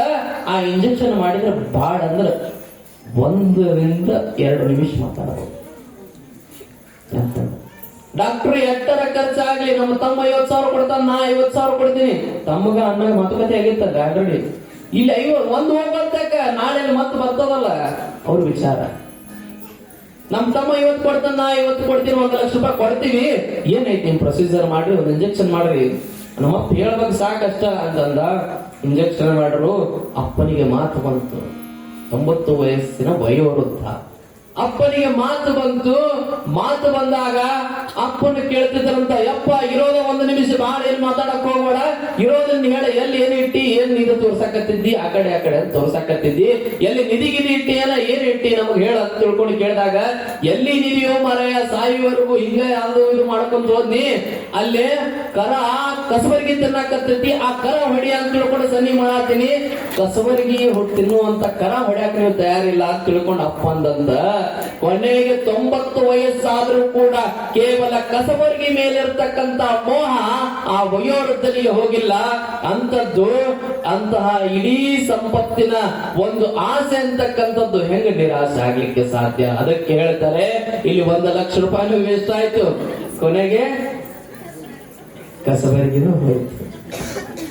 ಅರ್ಥ ಏನು ಅಂತಂದ್ರೆ, ಯಾವುದೂ ಕೂಡ ನಶ್ವರವಾಗಿರ್ತಕ್ಕಂಥ ಬದುಕು. ಆ ಒಂದು ಕಾರಣಕ್ಕಾಗಿ ಈ ನಶ್ವರವಾಗಿರ್ತಕ್ಕಂಥ ಬದುಕನ್ನ ಈಶ್ವರನಾಗಿಸ್ಬೇಕಾಗಿತ್ತು ಅಂತಂದ್ರ ಆ ಗಳಿಸಿದ್ದನ್ನ ಈ ಧಾರ್ಮಿಕ ಕಾರ್ಯಕ್ರಮಕ್ಕೆ ಬಳಸಬೇಕು. ಇಂತೆಲ್ಲ ಕಾರ್ಯಕ್ರಮದೊಳಗೆ ಧರ್ಮದ ಕಾರ್ಯಕ್ಕೆ ನೀವು ಬಳಸಿದ್ರಿ ಅಂತಂದ್ರ ನಿಮ್ಮ ಬದುಕು ಸಾರ್ಥಕ ಆಗ್ತದೆ ಅಂತಕ್ಕಂಥ ವಿಚಾರವನ್ನು ಈ ಮೂಲಕ ತಿಳಿಸಬೇಕಾಗ್ತದೆ. ಹಂಗ ಇಲ್ಲಿ ಪುರಾಣದೊಳಗೆ ರಾಕ್ಷಸರಾಗಿರ್ತಕ್ಕಂಥ ಆಸೆ ಅಂತಕ್ಕಂಥದ್ದನ್ನ ಏನು ಯಾರು ಸಂಹಾರ ಮಾಡಿದ್ರು? ದೇವಿ ಸಂಹಾರ. ಯಾರನ್ನ? ರಕ್ತ ಬೀಜಾಸುರ. ರಕ್ತ ಬೀಜಾಸುರ ಅಂದ್ರ ನಮ್ಮಲ್ಲಿರ್ತಕ್ಕಂಥ ಆಸೆ, ಇದೇ ರಕ್ತ ಬೀಜಾಸುರ. ಏನು ರಕ್ತ ಬೀಜಾಸುರರನ್ನ ಸಂಹಾರ ಮಾಡಿದ್ದು ತಾಯಿ. ಸಂಹಾರ ಮಾಡಿದ ನಂತರದೊಳಗ ಅವಾಗ ಏನು ನಿಶುಂಭ ಅಂತೇನಿತ್ತ. ಯಾರು? ನಿಶುಂಭ. ಈ ನಿಶುಂಭ ರಕ್ತ ಬೀಜಾಸುರರನ್ನ ಸಂಹರಿಸಿದ್ದೇ ತಡ. ಅದನ್ನ ಕೇಳಿರ್ತಕ್ಕಂತಹ ಈ ನಿಶುಂಭ ದೇವಿಯನ್ನ ಸಂಹರಿಸಬೇಕಂತ ತಿಳ್ಕೊಂಡು ದೇವಿಯಲ್ಲಿಗೆ ಬಂದು ಪ್ರಶ್ನೆಯನ್ನ ಮಾಡ್ತಾನೆ. ನೀನಾರು ಅಂತ ಹೇಳಿ ತಿಳ್ಕೊಂಡು ಎಲ್ಲ ರಾಕ್ಷಸರ ಮುಂದೆ ಕೇಳೋರಣ್ಣ, ನೀ ಯಾರು ಅಂತ ತಿಳ್ಕೊಂಡು ಎಲ್ಲರಿಗೂ ಹೇಳ್ಕೊಂಡು ಕೊಡ್ರಕ್ಕಾಗ್ತದೇನೋ ದೇವಿ. ಅವಾಗ ನಡೆದಿರುವಂತದ್ದನ್ನ ಎಲ್ಲ ಹೇಳಿದ್ಲು. ನನ್ನನ್ನ ಆದಿಶಕ್ತಿ ಅಂತ ಕರೀತಾರ, ಜಗದಂಬೆ ಅಂತ ಕರೀತಾರ, ಜಗದೋದ್ಧಾರಕಿನಿ ಅಂತ ಕರೀತಾರ, ಜಗವನ್ನ ಉದ್ಧರಿಸುವಳು ಅಂತ ಕರೀತಾರ. ನನ್ನನ್ನ ಅನೇಕ ಜನ ಅನೇಕ ರೀತಿಯೊಳಗ ಪ್ರಾರ್ಥಿಸುತ್ತಾರ. ಈ ಜಗದೊಳಗ ಹರಿಹರಿ ಬ್ರಹ್ಮಾದಿಗಳಿಂದ ಹಿಡಿದು ಎಲ್ಲ ಮನುಕುಲದವರು ನನ್ನನ್ನ ಸ್ಮರಿಸ್ತಾರ. ಯಾರು ನನ್ನನ್ನ ಸ್ಮರಿಸುವರೋ ಅವರೆಲ್ಲ ದುಷ್ಟ ಕಾರ್ಪುಣ್ಯಗಳನ್ನ ಸಂಹರಿಸುವಂತ ಕೆಲಸವನ್ನ ನಾನು ಮಾಡ್ತೀನಿ ಅಂತ ತಿಳ್ಕೊಂಡು ಹೇಳಿದಾಗ, ನೀನು ಎಲ್ಲರನ್ನ ಸಂಹರಿಸಬಹುದು, ಆದರೆ ನಮ್ಮನ್ನ ಯಾಕೆ ಸಂಹಾರ ಮಾಡ್ತಾ ಇದೀಯ ಅಂತ ಕೇಳಿದ್ರೆ, ನಿಮ್ಮನ್ನ ಯಾಕೆ ಸಂಹಾರ ಮಾಡ್ತಿದ್ದೀನಿ ಅಂತಂದ್ರೆ, ನಿಮ್ಮಲ್ಲಿ ನಿನ್ನದು ನನ್ನದು ಅಂತಕ್ಕಂಥ ಭಾವ ಅದ ಅನ್ನುವಂತ ಕಾರಣಕ್ಕಾಗಿ ನಿಮ್ಮನ್ನ ಸಂಹಾರ ಮಾಡ್ತಾ ಇದ್ದೀನಿ. ಇಲ್ಲಿ ನಿಶುಂಭ ಏನು ಬಂದು ಪ್ರಶ್ನೆ ಮಾಡ್ದ, ದೇವಿಯನ್ನ ಸಂಹರಿಸಬೇಕಂತ ತಿಳ್ಕೊಂಡು ತೀರ್ಮಾನಿಸಿ, ದೇವಿಯನ್ನ ಸಂಹರಿಸಬೇಕಂತೇಳಿ ತೀರ್ಮಾನಿಸಿ ಆ ದೇವಿಯ ವಿರುದ್ಧವಾಗಿ ಯುದ್ಧವನ್ನ ಪ್ರಾರಂಭಿಸ್ತಾನೆ. ಯುದ್ಧವನ್ನ ಪ್ರಾರಂಭಿಸಿದಾಗ ಆ ಯುದ್ಧದೊಳಗ ದೇವಿಗೂ ಮತ್ತು ನಿಶುಂಭನಿಗೂ ಯುದ್ಧ ಪ್ರಾರಂಭ ಆಗ್ತದೆ. ಆ ಯುದ್ಧದೊಳಗ ದೇವಿ ಹೊಡಿತಾಳೆ ಅವಳನ್ನ. ಆ ಒಂದು ನೀವೇನು ವಣಿಕೆ ಅಂತ ಕರಿತೀರಲ್ಲ, ನಿಮಗ್ ಸೆಟ್ ಬಂದ ನಿಮ್ ಕೈ ಏನ್ ಸಿಗೋದು ಗೊತ್ತಾಗೋದಿಲ್ಲ. ಹಂಗ ಒಣಕಿಯನ್ನು ತಗೊಂಡು ಅವನನ್ನ ಕುಟ್ಟುತ್ತಾ ಇದ್ಲಂತ. ಕುಟ್ಟುತ್ತಾ ಅವನ ಕೈಯಲ್ಲಿರ್ತಕ್ಕಂತಹ ಖಡ್ಗದಿಂದ ಆ ಒಂದು ನಿಶುಂಭನನ್ನ ಸಂಹರಿಸಬೇಕಂತ ತಿಳ್ಕೊಂಡು ನಿಶುಂಭನೊಂದಿಗೆ ಯುದ್ಧವನ್ನ ಪ್ರಾರಂಭ ಮಾಡ್ತಾಳೆ. ಯುದ್ಧದೊಳಗ ನಿಶುಂಭನ ಖಡ್ಗಕ್ಕೆ ಹೊಡಿತಾಳೆ. ಕೊನೆಗೆ ಆ ಖಡ್ಗ ಕೈಯಿಂದ ಬೀಳುತ್ತದೆ. ನಿಶುಂಭ ಬಾಣವನ್ನು ತೆಗೆದುಕೊಂಡು ಬಾಣ ಪ್ರಯೋಗ ಮಾಡ್ತಾನೆ ತಾಯಿಯ ವಿರುದ್ಧ. ಆ ಬಾಣವೂ ಕೂಡ ನಿಷ್ಪ್ರಯೋಜಕ ಅನ್ನಿಸ್ಬಿಡುತ್ತದೆ. ಯಾಕಂತಂದ್ರೆ ಇಡೀ ಆಕಾಶಕ್ಕೂ ಕೂಡ ಭೂಮಿಗೂ ಏಕತಾಗಿ ನಿಂತಿರುತ್ತಾರೆ. ಅಂತಗಳು ನಿಶುಂಭನಲ್ಲೂ ಕೂಡ ಅಂತ ಶಕ್ತಿ ಇತ್ತು. ಆ ನಿಶುಂಭನಲ್ಲೂ ಅಂತ ಶಕ್ತಿ ಇತ್ತು. ದೊಡ್ಡ ದೈತ್ಯಾಕಾರನಾಗಿರ್ತಕ್ಕಂಥ ನಿಶುಂಭನೂ ದೇವಿಯ ವಿರುದ್ಧ ಹೋರಾಡಲಿಕ್ಕೆ ಪ್ರಾರಂಭ ಮಾಡುತ್ತಾನೆ. ಹೋರಾಡುವಾಗ ದೇವಿಯ ವಿರುದ್ಧ ಹೋರಾಡ್ತಾ ಎಷ್ಟು ಸುಮಾರು ವರ್ಷಗಳ ಕಳೆದು ಹೋದವು. ಸುಮಾರು ವರ್ಷಗಳ ಕಳೆದು ಆಗ ದೇವಿಗೆ ಅನಿಸ್ತದ ಏನಂತ, ಇವನು ಸಂಹಾರ ಮಾಡಬೇಕು ಅಂತ ತಿಳ್ಕೊಂಡು ದೇವಿ ಒಂದ್ ಹೆಜ್ಜೆ ಮುಂದಿಟ್ಟು ಸಂಹರಿಸಲಿಕ್ಕೆ ಹೋಗ್ತಾಳೆ. ಅವಾಗ ನಿಶುಂಭನಾಗಿರ್ತಕ್ಕಂಥವನು ತಾನೂ ಹಿಂದೆ ಸರಿ ಇದೆ, ದೇವಿಯ ವಿರುದ್ಧ ಹೋರಾಡ್ತಾನೆ. ಹೋರಾಡ್ತಾ ಸುಸ್ತಾಗಿರ್ತಕ್ಕಂತಹ ನಿಶುಂಭ ಸುಸ್ತಾದಾಗ ಹೇಳ್ತಾನಂತ, ನೋಡು ನಿನ್ನನ್ನ ಸುಮ್ಮನೆ ಬಿಡ್ತಾ ಇದ್ದೀನಿ, ಕಾರಣ ನಿನ್ನನ್ನ ಜೀವಂತ ಬಿಡ್ತಾ ಇದ್ದೀನಿ, ಇಲ್ಲಂತಂದ್ರೆ ನಿನ್ನ ಸಂಹಾರ ಮಾಡಿಬಿಡ್ತಿದ್ದೆ. ಇನ್ನು ಸ್ತ್ರೀ ಎಳದಿ ಅನ್ನೋ ಒಂದು ಕಾರಣಕ್ಕಾಗಿ ನಿನ್ನ ಸುಮ್ಮನೆ ಬಿಡ್ತೀನಿ, ಅದಕ್ಕ ನೀನು ಯುದ್ಧವನ್ನ ಬಿಟ್ಟು ಹೋಗಿಬಿಡು ಅಂತಂದ್ಲು ದೇವಿ. ಕೈಲಾಗ್ಲಿಲ್ಲ ಹಿಂಗ್ ಮಾಡ್ತಾರೆ. ನೀವು ನಮ್ಮ ಗಣಮಕ್ಳು ಕುಕ್ಕರ್ ತಗೊಂಡು ನಿಂತೀರ ಅಂದ್ರೆ ಸುಮ್ಮನೆ ಓಡೋಗ್ಬಿಡ್ತಾವ ಪಾಪ. ಯಾಕಂದ್ರೆ ನಿಮ್ಮ ಅಸ್ತ್ರಗಳು ಅವ ಇರ್ತಾವ, ಕುಕ್ಕರು, ಚಮಚೆ, ಅವು ಇವು ಅಂತೇಳಿ. ಮತ್ ನಮ್ ಗಂಡು ಮಕ್ಳು ಸಿಟ್ಟಾಗ್ಬಿಡ್ರಿ, ನೀವು ಬಾರಿ ಇರ್ತೀರಿ, ನೀವು ಎಲ್ಲ ಆಫೀಸ್ಗೆ ಬಂದ್ಗಳು ಗಂಡು ತಗೊಂಡು ಹೊಡ್ಯಾರಾಡ್ತಾರೆ. ಒಂದು ಊರಾಗಿದ್ರು ಗಂಡ ಅಂತ ಹೆಂಗ್ ಜಗಳ ಮಾಡತ್ತೀರಂದ್ರ ಅವರು ಏನೋ ಒಂದು ಕೆಲಸಕ್ಕೆ ನಿಮಿತ್ತ ಜಗಳ ಮಾಡಿದ್ರು. ಇಲ್ಲ ಹೊರಗೆ ಕರ್ಕೊಂಡು ಹೋಗ್ಲಿಲ್ಲ ಅಂದ್ರೆ ಸಿಟ್ಟು ಬರ್ತೈತಿ. ಯಾಕಂದ್ರೆ ನಿಮಗ ಏನೋ ತಗೊಳ್ಳೋದಿರ್ತೈತಿ, ಶಾಪಿಂಗ್ ಇರ್ತೈತಿ, ಬ್ಯೂಟಿ ಪಾರ್ಲರ್ ಇರ್ತೈತಿ, something blah blah blah, I don't know what ever it may be, ನಿಮಗ ಗೊತ್ತದೆಲ್ಲ. ಅದೆಲ್ಲ ಇರ್ತಾವಲ್ಲ, ಹಂಗ ಕರ್ಕೊಂಡು ಹೋಗ್ಲಿ ಪ್ರಧಾನ ನೀವು ದೇವಿ ಅವತಾರ ಮಾತಾಡಿರ್ತೀರಿ, ನೀವು ಸುಮ್ಮರಲ್ಲ. ಹಂಗ ಒಂದ್ ಊರಾಗಿಬ್ರು ಗಂಡ ಹೆಂಡತಿ ಜಗಳ ಮಾಡಕತ್ತಿದ್ರು, ಹೊರಗೆ ಕರ್ಕೊಂಡು ಹೋಗಿಲ್ಲ ಅಂತ ತಿಳ್ಕೊ. ಅವಾಗ ಸಿಟ್ಟಿಗೆದ್ದ ಗಂಡ, ಸಿಟ್ಟಿಗೆದ್ದ ಮೇಲ ನೋಡ್ರಿ, ದಾಂಪತ್ಯ ಜೀವನ ಅನ್ನೋದು ಸರಳ ಹೋಗೋದಿರ್ತದ, ಹೇಗೆ ಹೊಂದಾಣಿಕೆ ಜೀವನ ಇರಬೇಕು. ಅವಾಗ ಸಿಟ್ಟಿಗೆದ್ದ ಈ ಹೊಡ್ಯಾಕ್ ಬಂದು ಹೆಣ್ಮಗಳು, ನನ್ನ ಹೊಡಿತ್ಯ ಅಂತ ತಿಳ್ಕೊಂಡು ಅದ ಆಫೀಸ್ನಿಂದ ಬಂದಿದ್ದ, ಬೆಲ್ಟ್ ಬಿಚ್ಚಾತಿದ್ದ, ಬೆಲ್ಟ್ ತಗೊಂಡ ರಪ್ಪ ಅಂತ ಹೊಡದ. ಪಾಪ ಏನ್ ಕೇಳ್ತೀರಿ, ಏನು ಮಾಡ್ತೀರಿ ನೀವು, ಏನೋ ಮಾಡ್ತೀರಿ. ಕಡಬ ಮೂಡ್ದಂಗೆ ಏನದ ಗನ್ನಾಗ ಬಾಸಲು ಮೂಡಿದ್ದು ಪಾಪ, ಅಂತ ಬಾಸಲು ಮೂಡಿದ್ದು ಜರ ಕಡ್ತಾ. ಈಗೇನಾರ ಬಡದಿದ್ರ ಅದ ಪರಿಸ್ಥಿತಿನ ಬೇರೆ. ಅವಾಗ ಬಡದಿದ್ ನಾವು ನನ್ನ ತವ್ರ ಮನೆಗೆ ಹೋಗ್ತಾನ ಅಂತ ನಾಕತ್ತು. ಈಗ ಇವ್ರು ಬಡಿದು ವಜ್ಜಾಗೈತಿ, ನೀ ರೊಕ್ಕ ಕೊಡ್ಲಿಲ್ಲ ಅಂದ್ರು ಆಧಾರ್ ಕಾರ್ಡ್ ಐತಿ, ಆಧಾರ್ ಕಾರ್ಡ್ ಹಂಗಾಗೈತೆ ಪರಿಸ್ಥಿತಿ. ಅವಾಗ ಬೆಲ್ಟ್ ಏನು ಹೊಡಿಗುಡುಕ ನನ್ನ ತವ್ರ ಮನೆಗೆ ಹೋಗ್ತೀನ ಅಂತ ತಿಳ್ಕೊಂಡು ಏನ್ ಮಾಡಿದ್ದು, ನಾ ಬೆಳಿಗ್ಗೆ ರಾತ್ರಿ ಹೊಡೆದಿದ್ದ, ಬೆಳಿಗ್ಗೆ ಎದ್ದ ತಕ್ಷಣ ನನ್ನ ತವ್ರ ಮನೆಗೆ ಹೋಗ್ತೀನ ಅಂತ ತಿಳ್ಕೊಂಡು ಅಳಾಕತ್ಲು, ಗೋಗರ್ಯಾಕತ್ಲು. ಗೋಗರಿತಾ ಹೋಗಿ ಮಕ್ಕೊಂಡ್ಬಿಟ್ಲು. ಆ ಪಾಪ ಏನಾಗ್ತದಂತಂದ್ರ ಗಂಡನಿಗೂ ಕೂಡ ಪಾಪ ಹೆಂಡತಿ ಮೇಲೆ ಕಾಳಜಿ ಅದ, ಎಷ್ಟು ಕಾಳಜಿ ಪಾಪ. ರಾತ್ರಿ ಹೊಡೆದಾನ, ಬೆಳಿಗ್ಗೆ ಎದ್ದ ತಕ್ಷಣ ಹೋಗಿ ಪಾಪ ಬೆಳಿಗ್ಗೆ ಲೇಟ್ ಆಗಿ ಎದ್ಲಕ್ಕಿ ಹೆಣ್ಮಗಳು. ಬೆಳಿಗ್ಗೆ ಲೇಟ್ ಆಗ್ಯದ್ದಳ ಪಾಪ. ನೀನು ಹೊಡೆಸ್ಕೊಂಡಳ, ಊಟನೂ ಮಾಡಿಲ್ಲ ಪಾಪ. ಸ್ವಲ್ಪ ನಾನ ಹೋಗಿ ಏನಾರ ಕಾಫಿಯರ ಟೀಯರ ಹಾಲರ ಕೊಟ್ಟು ಬಂದಂತ ತಿಳ್ಕೊಂಡು ಹಾಲು ಕೊಡಾಕ ಪಾಪ ಚಂದಾಗ ಬಿಸಿ ಹಾಲು ಕಾಸದ ಬೆಳಗ್ಗೆ ಎಲ್ಲ ಹಾಲು ಕಾಸಿ ಹಾಲು ಕೊಡಾಕ್ ಹೋದ. ಹಾಲು ತಗೊಂಡು ಹೋಗಿ ಹಿಂಗ್ ಇಟ್ಟ, ತಗೋ ಎದ್ದೇಳಿನ ಹಾಲು ಕುಡಿ. ಎದ್ದು ಅಷ್ಟ ಆಗ್ಲಿ ಹೆಣ್ಮಗಳು, ಇನ್ನು ಹಾಲು ಕುಡಿ ಅಂತಂದ. ಹಾಲು ಕುಡಿ ಅನ್ನೋ ಅಷ್ಟರೊಳಗೆ ಈಗ ಹಾಲು ಕುಡ್ದಿದ್ರೆ ಮುಗದ ಹೋಗ್ಬಿಡ್ತಿತ್ತು ಜಗಳ, ಅಲ್ಲಿಗೆ ಬಗೆಹರದ ಹೋಗ್ಬಿಡ್ತಿತ್ತು. ನೋಡ್ರಿ, ನೀವು ಇರಂಗಿಲ್ಲ, ಹೆಣ್ಮಕ್ಳು ಬಾಳ ಎದ್ದಿರ್ತೀರ, ನೀವು ಸುಮ್ಮ ಕಾರಣ ಕೇಳ್ತಿರ್ತೀರಿ ನೀವು. ಪಾಪ ಅವ್ರನ್ನ ಎಷ್ಟು ಕಾಳಜಿ ಮಾಡತ್ತ ಗೊತ್ತ. ಪಾಪ ಹಾಲು ತಂದು ಕೊಟ್ಟವ, ಅಂತ ಗಂಡ ಎಲ್ಲಿ ಸಿಗಬೇಕಿ. ಹಾಲು ತಂದು ಕೊಡ್ಬಿಡಕ ಈಕಿ ಏನಂದು, ನೀವು ಮೂಗು ಮರಿತಿದ್ರೆ ನನಗ್ ಮುರಿಯಾಕ್ ಬರಂಗಿಲ್ಲ, ನಂಗೆ ತೋರ್ಸಕ್ಕೂ ಬರಂಗಿಲ್ಲ. ಹಂಗ ಮೂಗು ಮುರಿತಾ ಏನ್ ಮಾಡಿದ್ದು, ಇದೇನು ವಿಶೇಷ ಅಂತಂದ್ರು. ವಿಶೇಷ ಇವತ್ತೇನು ಹಾಲು ಪಾಪ ಕಾಳಜಿಯಿಂದ ತಂದು ಕೊಟ್ಟಾಗ ಸುಮ್ಮನೆ ಕುಡ್ದೋಗಿ ನಮಗೂ ಹೋಗ್ಬಿಡ್ತಿತ್ತ. ಇದೇನು ವಿಶೇಷ ಅಂತಾನ ಅಂತಲೇ ಅವು ಗಂಡು ಸುಮ್ಮನೆ ಇರ್ಲಿಲ್ಲ. ಅವನಿಗೂ ಪಾಪ ತಂದಿದ್ ಸುಮ್ಮ ಕುಡಿದ್ ಬಿಟ್ಟು ವಿಶೇಷ ಅಂತ ಕೇಳ್ತೀಯ, ಇವತ್ ನಾಗರಮಾಸೆ ಐತಿ ಅದಕ್ಕೆ ಹಾಲು ತಂದಿರ್ತೇನೆ ಅಂತಂದ. ಅರ್ಥ ಆಗ್ತಲ್ಲ, ನಾಗರಮಾಸಿಗೆ ಯಾರು ಇರ್ತಾರೆ ನೋಡ್ರಿ, ನಿಮ್ಮಲ್ಲಿ ಅಂತ ಗುಣ ಇರ್ತಾವಂತ. ನೀವು ನಾವು ಹೆಂಗ ಬಿಡಂಗಿಲ್ಲಲ್ಲ ಹಂಗ ನೀವು ಅವ್ರನ್ನ ಅಂಜಿಸ್ಕೊಂಡ್ ಕೊಡ್ದು ಬಿಟ್ಟಿರ್ತೀವಿ. ಪಾಪ ಹಿಂಗ ಸಂಸಾರದೊಳಗೆ ಹೊಂದಾಣಿಕೆ ಜೀವನ ಇರಬೇಕು. ಹಂಗ ತಾಯಿಗೆ ಹೆದರಿದ್ದವನು, ಹೆದರಿ ಇನ್ನೇನ ನಿಮಗೆ ಹಂಗೆ ಅವ್ರು ಹೆದರ್ತಾರಲ್ಲ ಹಂಗ ಹೆದರಿದವ. ಹೆದರಿ ಏನ್ ಮಾಡಿದ ಅಂತಂದ್ರೆ ಇನ್ನೇನು ಹಿಂದೆ ಸರಿಬೇಕು ಅನ್ನೋ ಅಷ್ಟೊಳಗ ತಾಯಿ ಹೇಳಿದ್ಲು, ನಾನು ಯುದ್ಧವನ್ನ ಪ್ರಾರಂಭಿಸಿದೆ ಅಂತಂದ್ರ ಸಂಹಾರ ಮಾಡಲಿ ಬಿಡೋದೇ ಇಲ್ಲ. ಚರ್ಕಡ್ತ ನಿಮ್ಮಲ್ಲಿ ಅಂತ ಭಾವನೆ ಬಂದ್ರೆ ಮುಗಿದ ಹೋತ.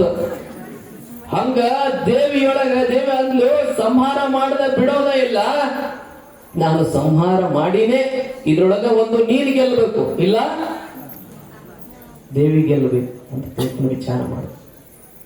ಅಂದಾಗ ದೇವಿ ಮತ್ತೆ ಯುದ್ಧಕ್ಕೆ ಸನ್ನಿಧರಾಗ್ತಾಳಂತ. ಏನು ನಿಶುಂಬನಾಗಿರ್ತಕ್ಕಂಥವನು ಹೇಳಿಯಾಗಿ ಹೋಗಬೇಕಂತಕ್ಕಂಥ ವಿಚಾರ ಮಾಡಿದ್ದಲ್ಲ, ಅವಾಗ ನಿಶುಂಬ ನನ್ನನ್ನ ಮತ್ತೆ ಎದುರಾಗಿಕೊಳ್ತಿ ಅಂತ ತಿಳ್ಕೊಂಡು ದೇವಿಯ ವಿರುದ್ಧವಾಗಿ ಹೋರಾಡಲಿಕ್ಕೆ ಪ್ರಾರಂಭ ಮಾಡ್ತಾನೆ. ದೇವಿಯನ್ನ ಒದಿತಾನಂತ. ನೋಡಿ ರಾಕ್ಷಸ ಗುಣಗಳಂತ. ದೇವಿಯನ್ನ ತನ್ನ ಕಾಲುಗಳಿಂದ ಒದಿತಾನಂತ. ತನ್ನ ಕಾಲುಗಳಿಂದ ಒದ್ದ ಕ್ಷಣ ಅವಾಗ ದೇವಿ ಕ್ರೋಧಾಂಕಿತಳಾಗ್ತಾಳೆ. ನೋಡ್ರಿ, ಒದ್ರ ಸಿಟ್ಟು ಬರ್ಲಿಕ್ಕಿಲ್ಲ, ಸಿಟ್ಟು ಬರ್ತದೆ. ಹಂಗೆ ದೇವಿ ಕ್ರೋಧಾಂಕಿತಳಾಗಿ ಆ ಒಂದು ನಿಶುಂಬನನ್ನ ತಾನು ತನ್ನ ಪಾದಗಳಿಂದ ಒದಿತಾಳಂತ. ಇಲ್ಲಿ ಒದ್ರ ಎಷ್ಟೋ ದೂರ ಹೋಗಿ ಬಿದ್ದಂತ ನಿಶುಂಬ. ಅವಾಗ ನಿಶುಂಬ ಅಂತಿದ್ದಂತ ನಿಶುಂಬ ಮತ್ತೆ ಎದ್ದು ಓಡೋಡಿ ಬರ್ತಾನೆ. ಓಡೋಡಿ ಬಂದ ಮತ್ತೆ ತನ್ನ ಕಾಲುಗಳಿಂದ ದೇವಿಯನ್ನ ಒದ್ದಿದ್ದೇ ತಡ ತನ್ನ ಕಾಲುಗಳನ್ನ ಏನು ಆ ಒಂದು ನಿಶುಂಬನ ಕಾಲುಗಳಿದ್ವಲ್ಲ, ಆ ನಿಶುಂಬನ ಕಾಲುಗಳನ್ನೇ ತನ್ನ ಖಡ್ಗದಿಂದ, ತನ್ನ ದೇವಿ ಕೈಯಲ್ಲಿರ್ತಕ್ಕಂಥ ಖಡ್ಗದಿಂದ ಆ ಕಾಲುಗಳನ್ನ ಕತ್ತರಿಸಿಬಿಟ್ಲಂತ ದೇವಿ.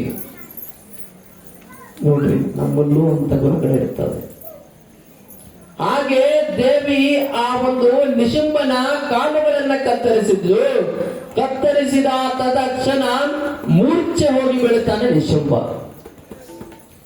ಕಾಲು ಕಡಿದ್ರೆ ಸುಮ್ಮನೆ ಅದು ನೋವನ್ನು ತಡೆಯಲಾರದಿಲ್ಲ.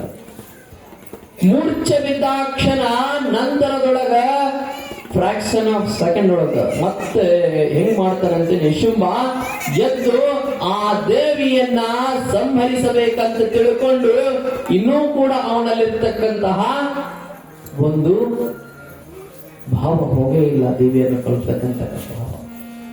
ಅವಾಗ ಏನು ಮಾಡ್ತಾನೆ ಅಂತಂದ್ರೆ, ನನ್ನ ಶಕ್ತಿ ಇನ್ನೂ ಕುಂದಿಲ್ಲ, ನೀನು ತಿಳಿದಿರಬಹುದು, ನನ್ನ ಕಾಲುಗಳನ್ನ ಕಳೆದ್ರೆ ನನಗೆ ಯುದ್ಧವನ್ನ ಮಾಡ್ಲಿಕ್ಕೆ ಬರೋದಿಲ್ಲ ಅಂತ ತಿಳ್ಕೊಂಡು ನೀನು ತಿಳಿದಿರಬಹುದು. ಆದರೆ ನಾನು ನಿನ್ನನ್ನು ಸಂಹರಿಸ್ತೀನಿ ಅಂತ ತಿಳ್ಕೊಂಡು ಆ ನಿಶುಂಬ ಏನ್ ಮಾಡ್ತಾನೆ ಅಂತಂದ್ರೆ, ತನ್ನ ಎರಡನ್ನ ಬಾಯನ್ನ ತೆರೆದು ತಾಯಿಯನ್ನ ನುಂಗ್ಲಿಕ್ಕೆ ಹೋಗ್ತಾನಂತೆ. ಅಂತಹ ಸಂದರ್ಭ ಎಷ್ಟು ದೊಡ್ಡದಿರ್ಲಿಕ್ಕಿಲ್ಲ ಬಾಯಿ ಅವರು, ಅಂದ್ರೆ ಇಡೀ ಬ್ರಹ್ಮಾಂಡವನ್ನ ನುಗ್ಗುವಂತ ಬಾಯಿ. ನಮ್ಮ ಬಾಯಿಗಳು ಹೆಂಗಾಗ್ಯಾವ ಅಂತಂದ್ರ ಬ್ಯಾಡ್ಬಿಡ್ರಿ, ಈಗ ಹೇಳುವ ವಜ್ಜೈತಿ ಮೊದ್ಲ ತಡ ಹೇಳಿದ್ನಲ್ಲ, ಇಲ್ಲಿಂದ ದಾಟೋದು ನಾವು ವಜ್ಜಾಕೈತೆ. ಅದಕ್ಕ ಹಂಗ ತಾಯಿಯನ್ನ ನುಂಗಬೇಕಂತ ತಿಳ್ಕೊಂಡು ಏನ ಆ ರಾಕ್ಷಸನಾಗಿರ್ತಕ್ಕಂಥ ನಿಶುಂಬ ಕುಳಿತಿದ್ದ, ಆ ನುಂಗಬೇಕು ಅನ್ನುವಷ್ಟರೊಳಗ ತನ್ನ ನಾಲಿಗೆಯನ್ನ ಹೊರಚಾಚಿ ಇನ್ನೇನು ತಾಯಿಯನ್ನ ನುಂಗಬೇಕು ಅನ್ನೋಷ್ಟರೊಳಗ ಆ ತಾಯಿ ತನ್ನ ಕೈಯಲ್ಲಿರ್ತಕ್ಕಂಥ ಖಡ್ಗವನ್ನ ತೆಗೆದುಕೊಂಡು ಆ ಒಂದು ನಿಶುಂಬನ ಚೆಂಡನ್ನ ರುಂಡನ್ನ ಹಾರಿಸಿ ಬಿಡ್ತಾಳಂತ. ರುಂಡನ್ನ ಹಾರಿಸೋದಷ್ಟೇ ಅಲ್ಲದೆ ಆ ಚೆಂಡನ್ನ 7 ಭಾಗಗಳಾಗಿ ಕತ್ತರಿಸಿ, ಈ 7 ಭಾಗಗಳಾಗಿ ಕತ್ತರಿಸಿ ಸಪ್ತರ್ಷಿಯೇ ಅನ್ನಿಸ್ಕೊಂಡು ಬಿಡ್ತಾಳಂತ ಜಗಜ್ಜನನಿಯಾಗಿರತಕ್ಕಂತಹ ದೇವಿ. ಆ ರುಂಡವನ್ನ ಕತ್ತರಿಸಿದ್ದೇ ತಡ ಅಲ್ಲಿ ನಿಶುಂಬನ ಸಂಹಾರ ಆಗಿ ಹೋಗ್ತದೆ. ಅಷ್ಟಕ್ಕೆ ಬಿಡದೆ ಆ ನಿಶುಂಬನನ್ನ 7 ಭಾಗಗಳನ್ನಾಗಿಸಿ, ಆ ಒಂದು ಚೆಂಡನ್ನ 7 ಭಾಗಗಳಾಗಿಸಿ ಆ ನಿಶುಂಬನನ್ನ ಸಂಹರಿಸಿ ಬಿಡುತ್ತಾಳೆ. ಇಲ್ಲಿ ನಿಶುಂಬ ಅಂತಕ್ಕಂಥವನು ನಮ್ಮೊಳಗ ಹೆಂಗದಾನ ಅಂತಂದ್ರ, ನಮ್ಮೊಳಗ ಹೆಂಗದ ನಿಶುಂಬ ಅಂತಂದ್ರ, ಈ ನಿಶುಂಬ ಅಂದ್ರೆ ಬಂಧನ. ಈ ನಿಶುಂಬ ಅಂತಂದ್ರೆ ಬಂಧನ, ನನ್ನದು ಅನ್ನುವಂತಹ ಬಂಧನ ಏನಿರ್ತದೋ ಇದು, ಈ ಬಂಧನದಿಂದ ನಾವು ಮುಕ್ತರಾಗಬೇಕು. ಹೆಂಗ ನಮ್ಮೊಳಗ ಬಂಧನ ಇರ್ತದಂತಂದ್ರ ನಮ್ಮೊಳಗ ಸಂಸಾರ ಅಂತಕ್ಕಂಥ ಬಂಧನ ಇರ್ತದ. ನಮ್ಮೊಳಗ ಸಂಸಾರ ಅಂತಕ್ಕಂಥ ಬಂಧನ ಇರ್ತದ. ಈ ಸಂಸಾರ ಅಂತಕ್ಕಂಥ ಸಂಸಾರ, ಮಕ್ಕಳು, ಹೆಂಡಿರು ಅಂತಕ್ಕಂಥ ಬಂಧನದಿಂದ ಮುಕ್ತರಾಗಬೇಕು ನಾವು. ಅದಕ್ಕೆ ಹೇಳ್ತಾರಲ್ಲ ಶರಣರು, ಸಂಸಾರವೆಂಬುವುದೊಂದು ಗಾಳಿಯ ಸುಡರು, ಇದನ್ನ ನೆಚ್ಚಿ ಕೆಡಬಾಡ್ರಿ ಅಂತ ಹೇಳ್ತಾರ. ಸಂಸಾರ ಅಂತಂದ್ರೆ ಗಾಳಿ ಸುಡರು. ಇದು ಬಿರುಗಾಳಿ ಅಂತಕ್ಕಂಥದ್ದು ಯಾವಾಗ ಬರ್ತದ ಹೇಳಕ್ ಬರಂಗಿಲ್ಲ. ಬಂದ್ರೆ ಏನ್ ಮಾಡ್ತದ? ತಗೊಂಡು ಹೋಗ್ತದ. ಸಂಸಾರ ಅಂತಕ್ಕಂಥದ್ದು ಇದು ಗಾಳಿಯ ಸುಡಲಿದ್ದಂಗ. ಇದನ್ನ ನೆಚ್ಚಿ ಕೆಡಬ್ಯಾಡ್ರಿ, ಈ ಸಂಸಾರ ಅಂತಕ್ಕಂಥ ಬಂಧನದೊಳಗೆ ಬೀಳಬ್ಯಾಡ್ರಿ. ಸಂಸಾರ ಅಂತಕ್ಕಂಥ ಬಂಧನದೊಳಗೆ ಬಿದ್ದರೂ ಕೂಡ ಈ ಸಂಸಾರದಿಂದ ಹೆಂಗ ಏಳಬೇಕು ಅಂತಕ್ಕಂಥ ವಿಚಾರವನ್ನ ಅರಿಯಿರಿ ಅಂತ ತಿಳ್ಕೊಂಡು ಹೇಳಿದ್ರು. ಸಂಸಾರ ಅಂತಕ್ಕಂಥದ್ದು ನಮ್ಮನ್ನ ಹೆಂಗ ಮಾಡಿಬಿಡ್ತದಂತಂದ್ರ, ಸಂಸಾರ ಅಂತಕ್ಕಂಥದ್ದು ನಮ್ಮ ಕಣ್ಣುಗಳನ್ನ ಕಟ್ಟಿ ಬಿಡ್ತದಂತ. ಅದಕ್ಕೆ ಒಬ್ಬ ತತ್ವ ಪದವನ್ನ ಬರೀತಾನೆ, ಮಾಯದ ಸಂಸಾರ ಇದು ದುಃಖದ ಬಜಾರ ಅಂತ ತಿಳ್ಕೊಂಡು ಬರೀತಾನೆ. ಇದು ಮಾಯದ ಸಂಸಾರ, ಇದು ದುಃಖದ ಬಜಾರ, ಸಂಸಾರದ ಸಾರ ತಿಳಿದು ಮಾಡಪ್ಪ ವಿಚಾರ ಅಂತ ತಿಳ್ಕೊಂಡು ಬರೀತಾನೆ. ಮುಂದುವರೆದು ಹೇಳ್ತಾನೆ, ಹೆಂಡಿರು ಮಕ್ಕಳು ಇವರೆಲ್ಲ ನಡುವಿನ ಗೆಳೆಯರ, ಇವರೆಲ್ಲ ನಡುವಿನ ಗೆಳೆಯರವರು. ಸತ್ತಾಗ ಅಳ್ತಾರ ಇವರು, ಇವರೇನ ಸಂಗಟ ಬರ್ತಾರೇನ ಅಂತ ತಿಳ್ಕೊಂಡು ಬರೀತಾನ ತತ್ವ ಪದವನ್ನ. ಈ ಸಂಸಾರದೊಳಗ ಮಕ್ಕಳು, ಹೆಂಡಿರು, ಗಂಡ ಅಂತಕ್ಕಂಥವರು, ಸಂಬಂಧಿಕರಂತಕ್ಕಂಥವರು, ಇವರು ಕೊನೆಯವರೆಗೂ ಬರುವಂತವರಲ್ಲ. ಬಾಳಂತಂದ್ರ ನಮ್ಮನ್ನ ಸ್ಮಶಾನದವರೆಗೂ ಕಳಿಸಿ ಅಲ್ಲಿ ನಮ್ಮನ್ನ ದಫನ್ ಮಾಡಿ ಅಂತೇನಂತೆ ಮಣ್ಣ ಮಾಡಿ ಬರುವಂತವ್ರು ಅಷ್ಟ. ಬಾಳ್ ಅಂದ್ರ 3 ದಿವಸ ಹತ್ತಾರು, ಕೊನೆಗೆ ಮತ್ತೆ ತಮ್ಮ ಯಥಾವತ್ತ ಜೀವನದೊಳಗ ತೊಡಗಿಕೊಂಡು ಬಿಡ್ತಾರ. ಗೌತಮ ಬುದ್ಧನ ಹೆಸರನ್ನ ತಾವೆಲ್ಲರೂ ಕೂಡ ಕೇಳಿದಿರಿ, ಕೇಳಿರಲ್ಲ? ಗೌತಮ ಬುದ್ಧನ ಸಂಸಾರವನ್ನ ಗೆದ್ದಾತ, ಸಂಸಾರವನ್ನ ತ್ಯಜಿಸಿದಾತ. ಗೌತಮ ಬುದ್ಧಗ ಒಬ್ಬ ಪ್ರಶ್ನೆ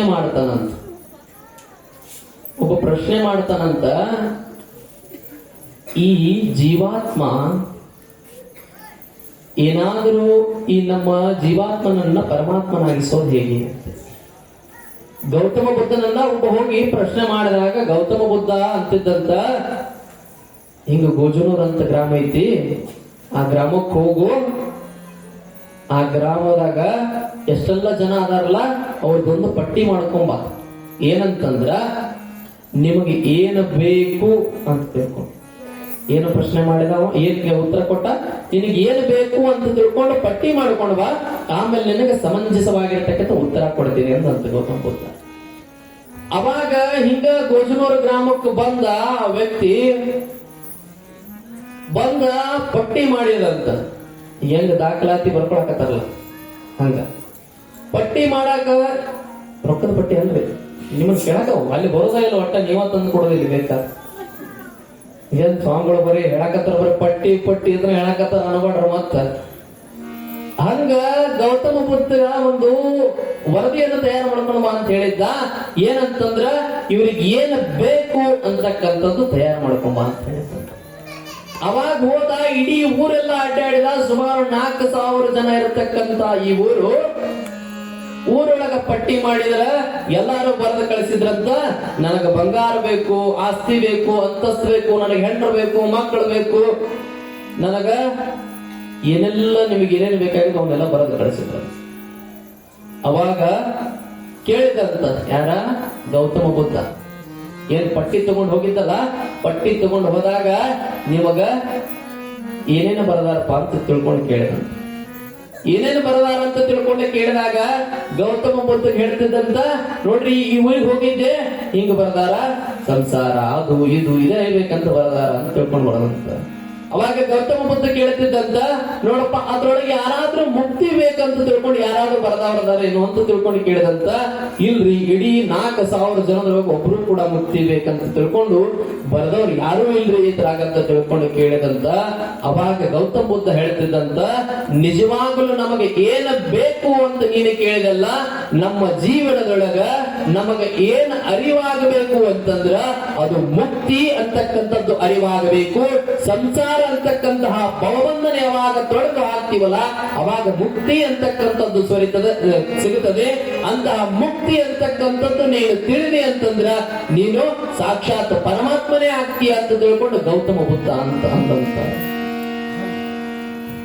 ಹೆಂಗ ಸಂಸಾರ ಅನ್ನೋದು ನಮ್ಮ ಗವಾಯಿಗಳು ಮತ್ತೆ ನಂತರ ನಾವು ಗವಾಯಿಗಳು ಸಂಗೀತ.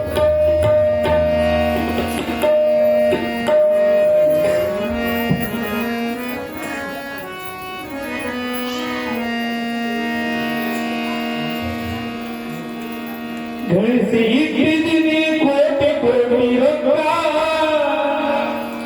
ಇತರೆ ನಂತೆ ಸಾಯುವುದು ಪತ್ರ. ಸಂಧಿ ಮುಗಿದಾಗ ಕೊಡಬೇಕು ಲೆಕ್ಕ, ಲೆಕ್ಕ ಸರಿ ಇದ್ರೆ ಪುನರ್ಜನ್ಮ ಪತ್ರ. 3 ದಿನದ ಸಂಧಿಯೋತಮ್ಮ, ನೀ ಮಾಡುತ್ತ ಸುಮ್ಮ.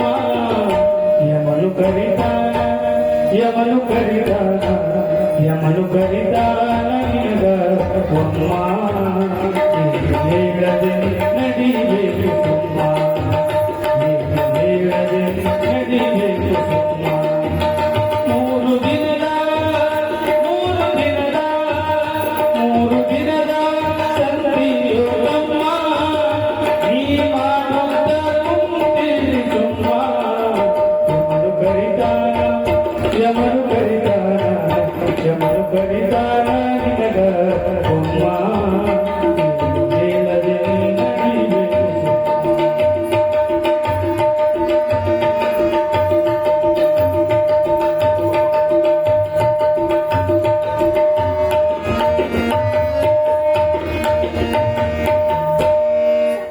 ಕಳಿಸಿ ಇಟ್ಟಿದ್ದೀನಿ, ಕಳಿಸಿ ಇಟ್ಟಿದ್ದೀನಿ, ಕಳಿಸಿ ಇಟ್ಟಿದ್ದೀನಿ ಕೋಟಿ ಕೋಟಿ ರೊಕ್ಕ, ಇದ್ದರೆ ಎಂತೆ ಸಾಯುವುದು ತಪ್ಪ.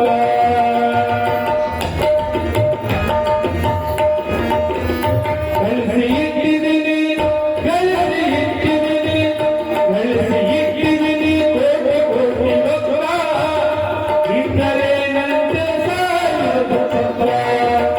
ಸಂಧಿ ಮುಗಿದಾಗ, ಸಂಧಿ ಮುಗಿದಾಗ, ಸಂಧಿ ಮುಗಿದಾಗ ಕೊಡಬೇಕು ಲೆಕ್ಕ, ಲೆಕ್ಕ ಸರಿ ಇದ್ರೆ ಪುನರ್ಜನ್ಮ ಪತ್ರ, ಲೆಕ್ಕ ಸರಿ ಇದ್ರೆ ಪುನರ್ಜನ್ಮ ಪತ್ರ. 3 ದಿನದ 3 ದಿನದ 3 ದಿನದ ಸಂಧಿಯೋತಮ್ಮ, ನೀ ಮಾಡುತ್ತ ಕುಂತಿರಿ ಸುಮ್ಮ. ಯಮನು ಕರಿತಾನ, ಯಮನು ಕರಿತಾನ, ಯಮನು ಕರಿತಾನ ನಿನಗ ಒಮ್ಮ. ಹೇಳದೆ ನಡಿಬೇಕು ಸುಮ್ಮ.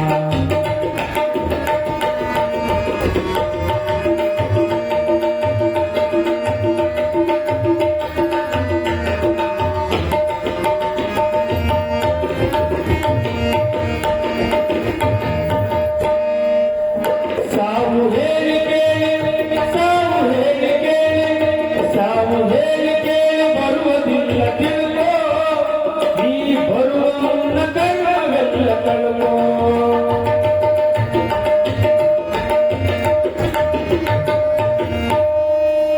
ಸಾವು ಹೇಳಿ ಕೇಳಿ, ಸಾವು ಹೇಳಿ ಕೇಳಿ, ಸಾವು ಹೇಳಿ ಕೇಳಿ ಬರುವುದಿಲ್ಲ ತಿಳ್ಕೋ, ನೀ ಬರುವ ಮುನ್ನ ಕಣ್ಣವೆಲ್ಲ ಕಳ್ಕೋ. ಸುಲಿತಾನಯಮ, ಸುಲಿತಾನಯಮ, ಸುಲಿತಾನಯಮ ಚನ್ನನಿ ಅಂಟಿಕೋ, ಇನ್ನಾದರೂ ನೀ ಒಳ್ಳೆ ದಾರಿ ಹುಡುಕೋ, ಇನ್ನಾದರೂ ನೀ ಒಳ್ಳೆ ದಾರಿ ಹುಡುಕೋ. 3 ದಿನದ 3 ದಿನದ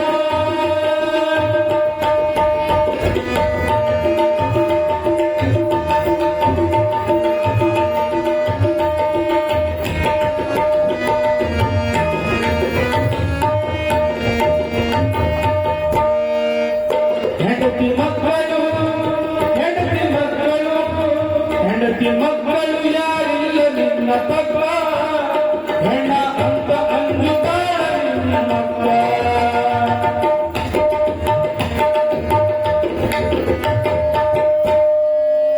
ಹೆಂಡತಿ ಮಕ್ಕಳು ಹೆಂಡತಿ ಮಕ್ಕಳು ಹೆಂಡತಿ ಮಕ್ಕಳು ಯಾರಿಲ್ಲ ನಿನ್ನ ಪಕ್ಕ ಹೆಣ್ಣ ಅಂತ ಅಂಜುತ್ತಾಳ ನನ್ನ ಮಕ್ಕ ಪ್ರಾಣ ಇರುವ ತನಕ ಪ್ರಾಣ ಇರುವ ತನಕ ಹೀಗೆ ಚಕ್ರ ವಾಸನೆ ಬರುತ್ತಾದ ಸ್ವಲ್ಪ ಸಮಯಕ್ಕ ವಾಸನೆ ಬರುತ್ತಾದ ಸ್ವಲ್ಪ ಸಮಯಕ್ಕ ಮೂರು ದಿನದ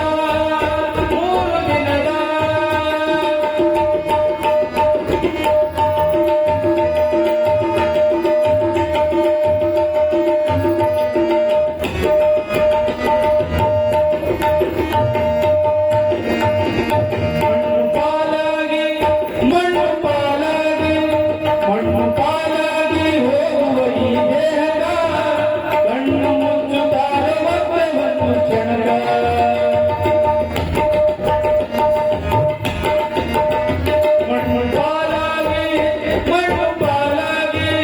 ಮಣ್ಣು ಪಾಲಾಗಿ ಹೋಗುವ ಈ ದೇಹದ ಕಣ್ಣು ಮುಚ್ಚುತ್ತಾರೆ ಒಬ್ಬೆ ಒಂದು ಕ್ಷಣದ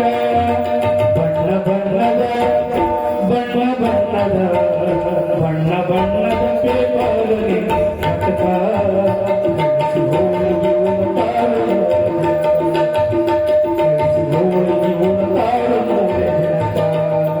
ಮೂರು ದಿನದ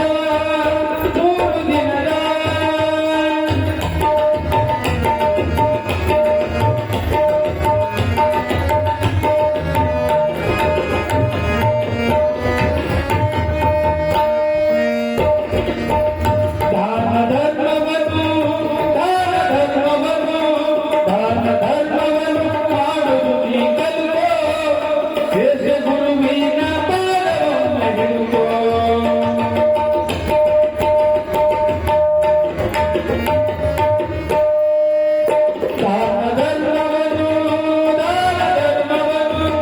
ದಾನ ಧರ್ಮವನ್ನು ಮಾಡುವುದು ನೀ ಕಲಿತೋ ದೇಶ ಗುರುವಿನ ಪಾದವನ್ನು ಹಿಡಿತೋ ಭೈರಮಡಗಿಯ ಗುರುಮಾತೋ ನಾಗೋಜಿ ಪದದ ಅರ್ಥವನ್ನು ತಿಳಿದು ನಾಗೋಜಿ ಪದದ ಅರ್ಥವನ್ನು ತಿಳಿದು ಮೂರು ದಿನದ ಸಂಪಿಯೋದ ನೀ ಮಾಡುತ್ತ ತುಂಬ ಯಮನು ಕರಿತಾನ ಹೇಳದೆ ನಡಿಬೇಡಿ ಸುಮ್ಮ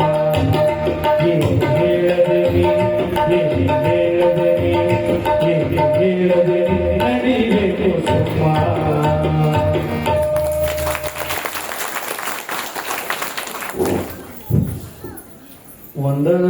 ಒಂದು ಪದದ ಒಂದೇ ಒಂದು ಗೀತೆಯೊಳಗೆ ಇಡೀ ಜೀವನದ ವೃತ್ತಾಂತವನ್ನ ಹೇಳಿಬಿಟ್ರು. ನಾ ಇಷ್ಟು ದಿವಸ ಏನು ಪ್ರವಚನ ಹೇಳಿನಲ್ಲ ಅದೆಲ್ಲ ಆ ಒಂದು ಗೀತೆಯೊಳಗ ಅಡಗಿ ಕೊಡ್ತು ಬಿಟ್ಟ. ನೋಡ್ರಿ, ಜೀವನ ಅಂತಕ್ಕಂಥದ್ದು, ಈ ಸಂಸಾರ ಅಂತಕ್ಕಂಥದ್ದು ಇದು ಕ್ಷಣಿಕವಾಗಿರ್ತಕ್ಕಂಥದ್ದು. ಅದಕ್ಕೆ ಸಿದ್ಧಾಂತ ಶಿಖಾಮಣಿಯೊಳಗೊಂದು ಮಾತನ್ನು ಬರೀತಾರಲ್ಲ, ಐಹಿಕೆ ಕ್ಷಣಿಕೆ ಸೌಖ್ಯೆ ಪುತ್ರಧಾರಾದಿ ಸಂಭವೆ ಕ್ಷಯಿತ್ವಾ ದೀಯುತೆ ಸ್ವರ್ಗೆ ಕಸ್ಯ ವಾಂಛಾ ವಿವೇಕಿನಃ ಅಂತ ತಿಳ್ಕೊಂಡು. ಈ ಐಹಿಕವಾಗಿರ್ತಕ್ಕಂತಹ ಸಂಸಾರ ಕ್ಷಣಿಕವಾಗಿರ್ತಕ್ಕಂಥದ್ದು, ಇದು ಶಾಶ್ವತವಲ್ಲ. ಇದು ಒಂದಿಲ್ಲ ಒಂದು ಹೋಗೋದನೆ. ಯಮಧರ್ಮರಾಯ ಕರೆದು ಬಿಟ್ಟ ಅಂತಂದ್ರ ಇದು ಹೋಗೋದನೆ.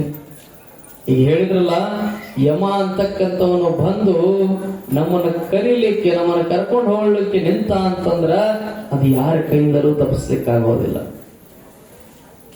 ಒಂದು ಸಂದರ್ಭ ಹೆಂಗಾಗ್ತದಂತಂದ್ರ, ಯಮಧರ್ಮರಾಯ ಒಬ್ಬ ವ್ಯಕ್ತಿಯನ್ನ ಕರ್ಕೊಂಡು ಹೋಗ್ಲಿಕ್ಕೆ ಬಂದಂತ ಭೂಮಂಡಲಕ್ಕೆ. ಇನ್ನು ಆಯುಷ್ಯ ಮುಗದ ಇವತ್ತು ಕರ್ಕೊಂಡು ಹೋಗ್ತೇನೆ ನಡಿ ಅಂತ ತಿಳ್ಕೊಂಡು ಬಂದ. ನಮ್ಮ ಮನುಷ್ಯರು ಎಷ್ಟು ನೋಡ್ರಿ, ಈ ಯಮಧರ್ಮರಾಯನನ್ನ ಬದಲು ಮಾಡತಕ್ಕಂತ ಶಕ್ತಿ ಮನುಷ್ಯರೊಳಗದ. ಅದಕ್ಕ ದೇವಿ ಪುರಾಣ ಅಂತಕ್ಕಂಥ ರಾಕ್ಷಸರನ್ನ ಈ ದೇಹಕ್ಕೆ ಹೋಲಿಸಿದಾರ. ಚಿದಾನಂದ ಅವರ ಸುಮ್ಮನೆ ಹೋಲಿಸಿಲ್ಲ. ಆ ಒಬ್ಬ ವ್ಯಕ್ತಿಯನ್ನ ಕರ್ಕೊಂಡು ಹೋಗ್ಲಿಕ್ಕೆ ಏನು ಯಮರಾಯಿಯಲ್ಲಿ ಬಂದಲ್ಲ, ಯಮರಾಯಿ ಬಂದ, ನಿನ್ನ ಆಯುಷ್ಯ ಮುಗದದ, ನಡಿಪ ಹೋಗೋನು ಅಂತ ತಿಳ್ಕೊಂಡು ಕರೆದಂತ ಇವನು ವಿಚಾರ ಮಾಡಿ ಜನಕಡ್ತ ಏನಾಗ್ಯದ, ಈಗ ನನ್ನಂತಿ ಹೋಗೋದು ಬಂದದ, ಯಮರಾಯನ್ ಹೆಂಗಾರ ದಾರಿ ತಪ್ಪಿಸ್ಬೇಕಲ್ಲ ಅಂತ ತಿಳ್ಕೊಂಡು ಎಷ್ಟು ಶಾಣ ಅಂದ್ರ ನಮ್ಮ ಮಂದಿ ಅವ ಏನ್ ಮಾಡಿದಂದ್ರ ಒಂದು ಮಜ್ಜಿಗೆ, ಒಂದು ಲೋಟ ಮಜ್ಜಿಗೆ ಕೊಟ್ಟಂತ. ಏನ್ ಹೇಳ್ರಿ, ಮಜ್ಜಿಗೆ ಬಹಳ ಸಂತೃಪ್ತಿ ಮಾಡಿ ಊಟ ಮಾಡಿಸಿದ. ಊಟ ಮಾಡಿಸಿ ಒಂದು ಲೋಟ ಮಜ್ಜಿಗೆ ಕೊಟ್ಟು ಮಜ್ಜಿಗೆ ಒಳಗೆ ಒಂದು ನಿದ್ದೆ ಮಾತ್ರ ಯಾಕೆ ಕೊಟ್ಟಿದ್ದ ಯಮರಾಯನಿಗೆ. ನೋಡ್ರಿ, ಇಡೀ ನಮ್ಮನ್ನ ಕರ್ಕೊಂಡು ಹೋಗ ಯಮರಾಯ ಅಂತ ಯಮರಾಯನ ಒಂದು ಬದಲು ಮಾಡ್ಬೇಕಂತ ತಿಳ್ಕೊಂಡು ಏನ್ ಮಾಡದ, ಆ ಯಮರಾಯನಿಗೆ ಮಜ್ಜಿಗೆ ಲೋಟದೊಳಗ ಬಂದ ಏನು ಕೊಟ್ಟ, ನಿದ್ದೆ ಮಾತ್ರೆ ಕೊಟ್ಟ. ನಿದ್ದೆ ಮಾತ್ರೆ ಕೊಟ್ಟ. ಅವನಿಗೆ ಗೊತ್ತಿರ್ಲಿಲ್ಲ ಮಜ್ಜಿಗೆ ಕುಡದ ಯಮರಾಯ. ಕುಡುದು ಮೊದಲ ಕುಂಭಕರ್ಣ ವಿಶಸ್ತ್ರವರು ಫುಲ್ ನಿದ್ರಾವಸ್ಥೆಯೊಳಗ ಆನಂದದಿಂದ ನಿದ್ದೆ ಮಾಡಾಕತ್ತ. ಆ ಸಂದರ್ಭದೊಳಗೆ ಈ ವ್ಯಕ್ತಿ ಏನ್ ಮಾಡಿದ್ದ ಅಂತಂದ್ರ, ಮೊದಲಿಗೆ ಇರುವಂತ ಹೆಸರನ್ನ ಘಾಟ್ ಹೊಡೋದ ಲಿಸ್ಟ್ನ ಮೊದಲಿರೋದನ್ನ ಲಾಸ್ಟ್ ಬರೆದು ಬಿಟ್ಟಿದ್ದ. ಲಾಸ್ಟ್ ಬರೆದಿದ್ದ. ಯಮದೂತನಿಗೆ ಎಚ್ಚರ ಆತು. ಎಚ್ಚರ ಆದ ತಕ್ಷಣ, ನೋಡಪ್ಪ, ಇಡೀ ಭೂಮಂಡಲದೊಳಗ ನನ್ನನ್ನ ಇಷ್ಟು ಸಂತೃಪ್ತಿಗೊಳಿಸಿರುವಂತ ವ್ಯಕ್ತಿ ಯಾರೂ ಇಲ್ಲ. ಅಷ್ಟು ಮೃಷ್ಟಾನ್ನ ಭೋಜನವನ್ನ ನೀನು ಬಡಿಸ್ಬಿಟ್ಟಿದ್ದೀನಿ ನನಗ. ಮೃಷ್ಟಾನ್ನ ಭೋಜನ ಬಡಿಸಿದಿ, ಬಾಯಿ ತುಂಬ ನನ್ನನ್ನ ಬಾಯಿ ರುಚಿಯನ್ನ ಕೊಟ್ಟಿದಿ, ನನ್ನ ಹೊಟ್ಟೆ ತುಂಬಿಸಿದಿ, ಬಹಳ ಚಂದ ನಿದ್ದೆ ಆಗೋಂಗ ಮಜ್ಜಿಗೆ ಕೊಟ್ಟಿದಿ. ಇವತ್ತ ನಿನ್ನ ಹೆಸರನ್ನ ಕ್ಯಾನ್ಸಲ್ ಮಾಡಿ ಇವತ್ತು ನಾನು ಮೊದಲನೇದಿಂದ ಬರಂಗಿಲ್ಲ, ಕೆಳಗಡೆಯಿಂದ ಮ್ಯಾಲ ಹಕ್ಕನ ತಿಳ್ಕೊಂಡು ಕೆಳಗಡೆಯಿಂದ ಬರಕತ್ತಂತ. ನೋಡ್ರಿ, ಇದು ಕ್ಷಣಿಕವಾಗಿರತಕ್ಕಂಥ ಬದುಕು. ಬ್ರಹ್ಮ ಬರದ ಕಳಿಸ್ಯಾನ ನಮಗ 100 ವರ್ಷ ಆಯುಷ್ ಅಂತ ತಿಳ್ಕೊಂಡು ನಮ್ಮ ಹಣೆ ಮ್ಯಾಲ ಬ್ರಹ್ಮ ಬರದ ಕಳಿಸ್ಯಾನ. ಆದ್ರೆ ಹಿಂದೆ ಒಂದು ಸಿಕ್ಕಾವತ್ತಿ ಕಳಿಸ್ಯಾನಂತ ನೋ ಗ್ಯಾರಂಟಿ ಅಂತ ತಿಳ್ಕೊಂಡು. ನಿಮಗ್ ಹೆಂಗ ಇವು ಏನು ವ್ಯಾರಂಟಿ ಅಂತದವಲ್ರಿ, ಹಂಗ ಭಗವಂತ ನೋ ವ್ಯಾರಂಟಿ ಅಂತ ಬರೆದು ಕಳಿಸ್ಯಾನಂತ. ಆ ಒಂದು ಕಾರಣಕ್ಕ ಈ ಸಾವು ಅಂತಕ್ಕಂಥದ್ದು ಬಂತು ಅಂತಂದ್ರ ಯಾವ ಸಂಸಾರ ಅಂತಕ್ಕಂಥದ್ದು ಲೆಕ್ಕ ಹತ್ತಂಗಿಲ್ಲ. ಈ ಸಂಸಾರದಿಂದ ಕೊನೆಗೆ ಒಂದಿಲ್ಲ ಒಂದು ದಿವಸ ಹೋಗೋದು ಕರೆಯದ. ಅದಕ್ಕಾಗಿ ಈ ಸಂಸಾರ ಅಂತಕ್ಕಂಥದ್ದು ಕ್ಷಣಿಕವಾಗಿರತಕ್ಕಂಥದ್ದು. ನಮ್ಮ ಮನುಷ್ಯನಿಗೆ ಎಷ್ಟು ಸಿಕ್ಕರೂ ಕೂಡ ಇನ್ನು ಬೇಕು ಬೇಕು ಅನ್ನೋದನ್ನ ಹೊರತಾಗಿ ಬೇಡ ಅಂದಿರತಕ್ಕಂಥ ಉದಾಹರಣೆ ಇಡೀ ಜಗತ್ತಿನಲ್ಲಿ ಯಾವುದೂ ಇಲ್ಲ. ಬೇಡ ಅಂತಾರಂತಂದ್ರ ಅವರು ಶರಣರು, ಸಂತರು, ಮಹಾಂತರಾಗಿ ಹೋದ್ರು. ಆ ಒಂದು ಕಾರಣಕ್ಕಾಗ ಅವರು ಬೇಡ ಅನ್ನುವಂತ ಭಾವ ಅವರಲ್ಲಿ ಬಂದಿತ್ತು. ಅದಕ್ಕೆ ಹೇಳ್ತಾರಲ್ಲ, ನ ವಿತ್ತೇನ ತರ್ಪಣೀಯ ಮನುಷ್ಯ ಅಂತ ತಿಳ್ಕೊಂಡು ಬರೀತಾರೆ. ನೀವು ಏನ ಕೊಡ್ರಿ, ಇವತ್ತು ಬ್ಯಾಡ್ ಅನ್ನುವಂತ ವ್ಯಕ್ತಿನ ಅಲ್ಲ ಮನುಷ್ಯತ್ವ ಗುಣ. ಅದಕ್ಕೆ ಮನುಷ್ಯರನ್ನ ರಾಕ್ಷಸತ್ವಕ್ಕೆ ಹೋಲಿಸ್ತಾರಂದ್ರ, ರಾಕ್ಷಸರು ನೋಡ್ರಿ, ನೀವು ಬೇಕಾದ ಕೊಟ್ರು ನೀವು ಕೊಟ್ರ ಅಂತದ, ಬ್ಯಾಡ್ ಅಂತದ್ದು ಉದಾಹರಣೆನೇ ಇಲ್ಲ. ನೀವು ನೋಡ್ರಿ, ಇವತ್ತು 1 kg ಬಂಗಾರ ಕೊಡ್ತೇನ ಅಂತಂದ್ರೆ ಸುಮ್ಮನೆ ಇರ್ತೀರ, ಕೊಡ್ರಿ ಸ್ವಾಮಿಗಳು ಅಂತೀರಿ. ನೀವು ಕೊಡಾಕ್ ನನ್ನಂತ ಏನಾರ ಬಂಗಾರ ಇರ್ತಿತ್ತು. ಹಂಗ ಮನುಷ್ಯನಾಗಿರ್ತಕ್ಕಂಥವ್ರು ನಾವು ಸಂಸಾರದೊಳಗ ಬಂಧನದೊಳಗ ಸಿಲುಕ ಹಾಕಿಕೊಂಡು ಬಿಟ್ಟಿದೀವಿ. ಈ ಬಂಧನದಿಂದ ನಾವು ಮುಕ್ತರಾಗಬೇಕು, ಮುಕ್ತಾತ್ಮರಾಗಬೇಕು. ಮುಕ್ತಾತ್ಮರಾಗಬೇಕಾಗಿದ್ರ ನಾವು ಭಗವಂತನ ನಾಮಸ್ಮರಣೆ ಅಂತಕ್ಕಂಥದ್ದು ನಾವು ಮಾಡ್ತಾ ಇರಬೇಕು. ಅದಕ್ಕ ಅಕ್ಕ ಮಾದೇವಿ ಹೇಳ್ತಾರಲ್ಲ, ನಾ ಹುಟ್ಟಿದಲ್ಲಿ ಸಂಸಾರ ಹುಟ್ಟಿತ್ತು, ಸಂಸಾರ ಹುಟ್ಟಿದಲ್ಲಿ ಅಜ್ಞಾನ ಹುಟ್ಟಿತ್ತು, ಅಜ್ಞಾನ ಹುಟ್ಟಿದಲ್ಲಿ ಆಸೆ ಹುಟ್ಟಿತ್ತು, ಆಸೆ ಹುಟ್ಟಿದಲ್ಲಿ ಕೋಪ ಹುಟ್ಟಿತ್ತು. ಆ ಕೋಪಾಗ್ನಿಯಲ್ಲಿ ತಾಮಸ ಧೂಮ ಮುಸುಕಿದಲ್ಲಿ ನಾ ನಿಮ್ಮ ಮರೆದು ಭವದುಃಖಕ್ಕೀಡಾದೆ ಅಂತ ತಿಳ್ಕೊಂಡು ಬರೀತಾಳೆ. ಈ ಭವದುಃಖವನ್ನ ನಾಶ ಮಾಡಬೇಕಾಗಿತ್ತು ಅಂತಂದ್ರೆ ನಮ್ಮಲ್ಲಿರ್ತಕ್ಕಂಥ ಸಂಸಾರ ಅಂತಕ್ಕಂಥ ಭವಬಂಧನದಿಂದ ನಾವು ಮುಕ್ತಾತ್ಮರಾಗಬೇಕು. ಇವ್ಯಾವೂ ಕೂಡ ನಮ್ಮ ಶಾಶ್ವತ ಅಲ್ಲ ಅಂತಕ್ಕಂಥದ್ದು ತಿಳ್ಕೊಳ್ಬೇಕು. ತಿಳಿದು ಅರಿದು ನಡೆದಾಗ ಮಾತ್ರ ನಮ್ಮ ಜೀವನ ಸಾರ್ಥಕ ಆಗ್ತದೆ ಅಂತಕ್ಕಂಥ ವಿಚಾರವನ್ನ ಈ ಮೂಲಕ ನಾವು ತಿಳ್ಕೊಳ್ಬೇಕಾಗ್ತದೆ. ಅದಕ್ಕಾಗಿ ಇಲ್ಲಿ ನಿಶುಂಬ ಅಂತಕ್ಕಂಥವನು ನನ್ನದು ಅಂತಕ್ಕಂತಹ ಸಂಸಾರ ಅಂತಕ್ಕಂಥದಕ್ಕ ಇಲ್ಲಿ ಹೋಲಿಸಿದಾರ. ಹೆಂಗಂತಂದ್ರೆ ನನ್ನದು ಅಂತಂದ್ರ ನೋಡ್ರಿ, ನಾವು ನನ್ನ ಗಂಡ, ನನ್ನ ಹೆಂಡತಿ, ನನ್ನ ಮಕ್ಕಳು ಅಂತಕ್ಕಂತಹ ಭಾವಗಳು ನಾವು ಕುಳಿತುಕೊಂಡು ಬಿಟ್ಟಿರ್ತೀವಿ. ಆದ್ರೆ ಕೊನೆಗೆ ನಮಗೆ ಗೊತ್ತಿರ್ತದ, ನಾವು ಕೊನೆಗೆ ಎಲ್ಲರನ್ನೂ ಕಳಿಸಿ ಬಂದವರೇ ಇರ್ತೀವಿ. ಆದ್ರೆ ನಮಗ ಅದು ಅರಿವಾಗೋದಿಲ್ಲ. ಕೊನೆಗೆ ನಮ್ಮ ಜೊತೆಗೆ ಬರ್ತಕ್ಕಂಥವ್ರು ಯಾರು ಇಲ್ಲ ಅಂತಂದ ಅನ್ನುವಂತ ಅರಿವು ಆದ್ರೂ ಕೂಡ ನಾವು ಮತ್ತೆ ಇದು ನನ್ನದು ನಮ್ಮದು ಅನ್ನುವಂತ ಭಾವನೆ ಬಂದು ಬಿಡುತ್ತದೆ ಹೊರತಾಗಿ ಯಾವಾಗ ನನ್ನವರು ಅನ್ನುವಂತಹ ನನ್ನದು ಅಂತಕ್ಕಂಥ ಭಾವ ನಾಶ ಆಗ್ತದೋ ಅವಾಗ ನಮಗೆ ನಿಜ ಮುಕ್ತಿ ಅಂತ ತಿಳ್ಕೊಂಡು ಅನುಭಾವಿಗಳು ಬರೀತಾರೆ. ಆ ಒಂದು ನಿಟ್ಟಿನೊಳಗ ಇವತ್ತಿನ ದಿವಸ ನಾವು ನಿಶುಂಬನ ಸಂಹಾರವನ್ನ ಮಾಡಿದ್ವಿ. ಕೇವಲ ನಿಶುಂಬನ ಸಂಹಾರವನ್ನ ಮಾಡೋದಷ್ಟೇ ಅಲ್ಲ, ನಮ್ಮೊಳಗಿರ್ತಕ್ಕಂತಹ ನಿಶುಂಬನನ್ನು ಸಂಹರಿಸಬೇಕು, ನಮ್ಮೊಳಗಿರತಕ್ಕಂತಹ ರಕ್ತ ಬೀಜಾಸುರರನ್ನು ಸಂಹರಿಸಬೇಕು ಅಂದಾಗ ಈ ದೇವಿ ಪುರಾಣ ಅಂತಕ್ಕಂಥದ್ದನ್ನ ಕೇಳಿದ್ದಕ್ಕೂ ಸಾರ್ಥಕ ಆಗ್ತದೆ ಅಂತಕ್ಕಂಥ ವಿಚಾರವನ್ನ ಇಲ್ಲಿ ತಿಳಿಸ್ತಾ, ನಾಳೆ ದಿವಸ ಇಡೀ ಈ ಜಗಕ್ಕೆ ಒಡೆಯನಂತ ಹೇಳಿ ಬೀಗುತ್ತಾ ಇರ್ತಕ್ಕಂಥವನು ಯಾರು? ಶುಂಭ. ಅವನ ಸಂಹಾರ ಆಗ್ತದೆ. ಮತ್ತೆ ಅಲ್ಲಿ ದೇವಿ ವರ್ಣನೆ ಇರ್ತದೆ. ಹೆಂಗಾಗ್ತದೆ ದೇವಿ ಪುರಾಣ ಯಾಕೆ ಕೇಳಬೇಕು ಅನ್ನೋದು ಅಲ್ಲಿ ಯಥಾವತ್ತಾಗಿ ಬರ್ತದೆ. ಅದನ್ನ ನಾವು ನಾಳೆ ದಿವಸ ಪುರಾಣದೊಳಗೆ ನೋಡೋಣ ಅಂತಕ್ಕಂಥ ಮಾತನ್ನ ಹೇಳ್ತಾ, ಇವತ್ತು ಮಲ್ಲಿಕಾರ್ಜುನ್ ಭಜನಾ ಸಂಘದವರು ಒಂದು ಪ್ರಸಾದ ಸೇವೆಯನ್ನ ಮಾಡಿದ್ದಾರೆ. ಅವರ ಎಲ್ಲ ಸಂಘ ಬಳಗದವರಿಗೆ, ಎಲ್ಲ ಸದ್ಭಕ್ತರಿಗೆ ಆಯುಷ್ಯ ಆರೋಗ್ಯ ಭಾಗ್ಯವನ್ನು ಕೊಟ್ಟು ಕಾಪಾಡಲಿ ಅಂತ ತಿಳ್ಕೊಂಡು ವಾಲ್ಮೀಕಿ ಓಲಿ ಮಲ್ಲಿಕಾರ್ಜುನ್ ಭಜನಾ ಸಂಘದವರು ಇವರು ಇವತ್ತು ಪ್ರಸಾದ ಮಾಡಿಸಾರ. ಅವರಿಗೆ ಜೋರಾದ ಚಪ್ಪಾಳೆ ತಟ್ಟೋದ್ರ ಮೂಲಕ ಅಭಿನಂದನೆಗಳನ್ನು ಸಲ್ಲಿಸ್ತಾ, ಇವತ್ತು ರುದ್ರಯ್ಯ ಚಿಂಚಿಲಿ ಅವರು ಇವತ್ತಿನ ಪ್ರಸಾದ ಸೇವೆಯನ್ನು ಕೂಡ ನಮಗೆ ಮಾಡಿರ್ತಕ್ಕಂಥದ್ದು. ಅವರಿಗೂ ಕೂಡ ಆಯುಷ್ಯ ಆರೋಗ್ಯ ಭಾಗ್ಯವನ್ನು ಕೊಟ್ಟು ಆ ದೇವಿ ಕಾಪಾಡಲಿ ಅಂತ ತಿಳ್ಕೊಂಡು ಇವತ್ತೈತೆ ಮುಗಿಸ್ತೀನಿ. ಸಮಯ ಆಗದ, ಸಮಯನ ಮೀರಿ ಏನಾಗ್ತದ ಅಂತಕ್ಕಂಥದ್ದು ನನಗೂ ಗೊತ್ತಾಗದ. ಅದಕ್ಕಾಗಿ ನನಗ ಮಾತನಾಡ್ತಕ್ಕಂಥ ಸ್ವಭಾವ, ನಿಮಗ ಸಮಯದ ಅಭಾವ, ಇವೆರಡರ ಮಧ್ಯೆ ನಿಮ್ಮ ಮೇಲಿರಲಿ ಆ ಗ್ರಾಮ ದೇವಿಯ ಪ್ರಭಾವ ಅಂತಕ್ಕಂಥ ಮಾತನ್ನ ಹೇಳಿ ಇನ್ನೆರಡು ಮಾತುಗಳನ್ನು ಗುರುವಿನ ಪಾದಕ್ಕೆ ಅರ್ಪಿಸ್ತಾ ಇದ್ದಾರೆ. ಒಂದು ಶಾಂತಿ ತತ್ಸಂದರ್ಭ.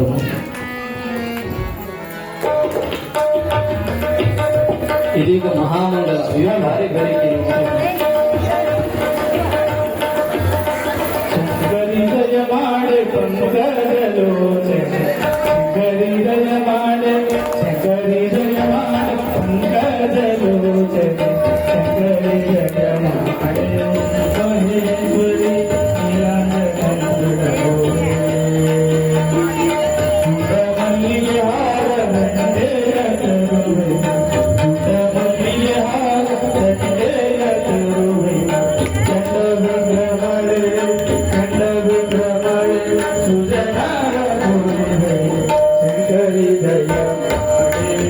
ಮಹೇಶ್ವರಿ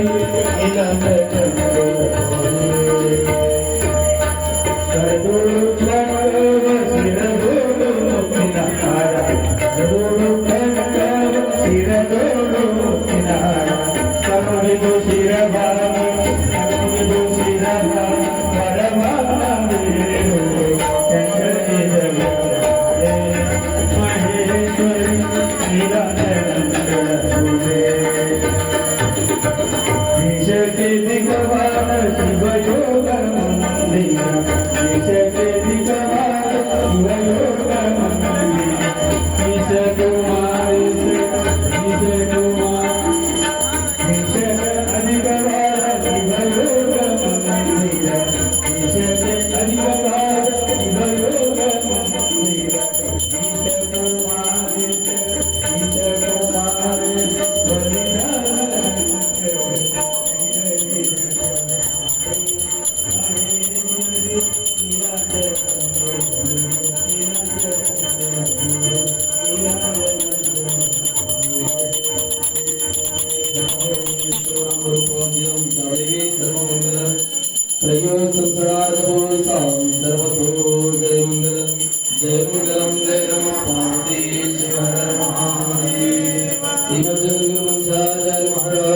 जगत बसवेश्वर महाराज की, रामदेवी माता की, मयलालिंगेश्वर महाराज की, शिव सांबर पार्वती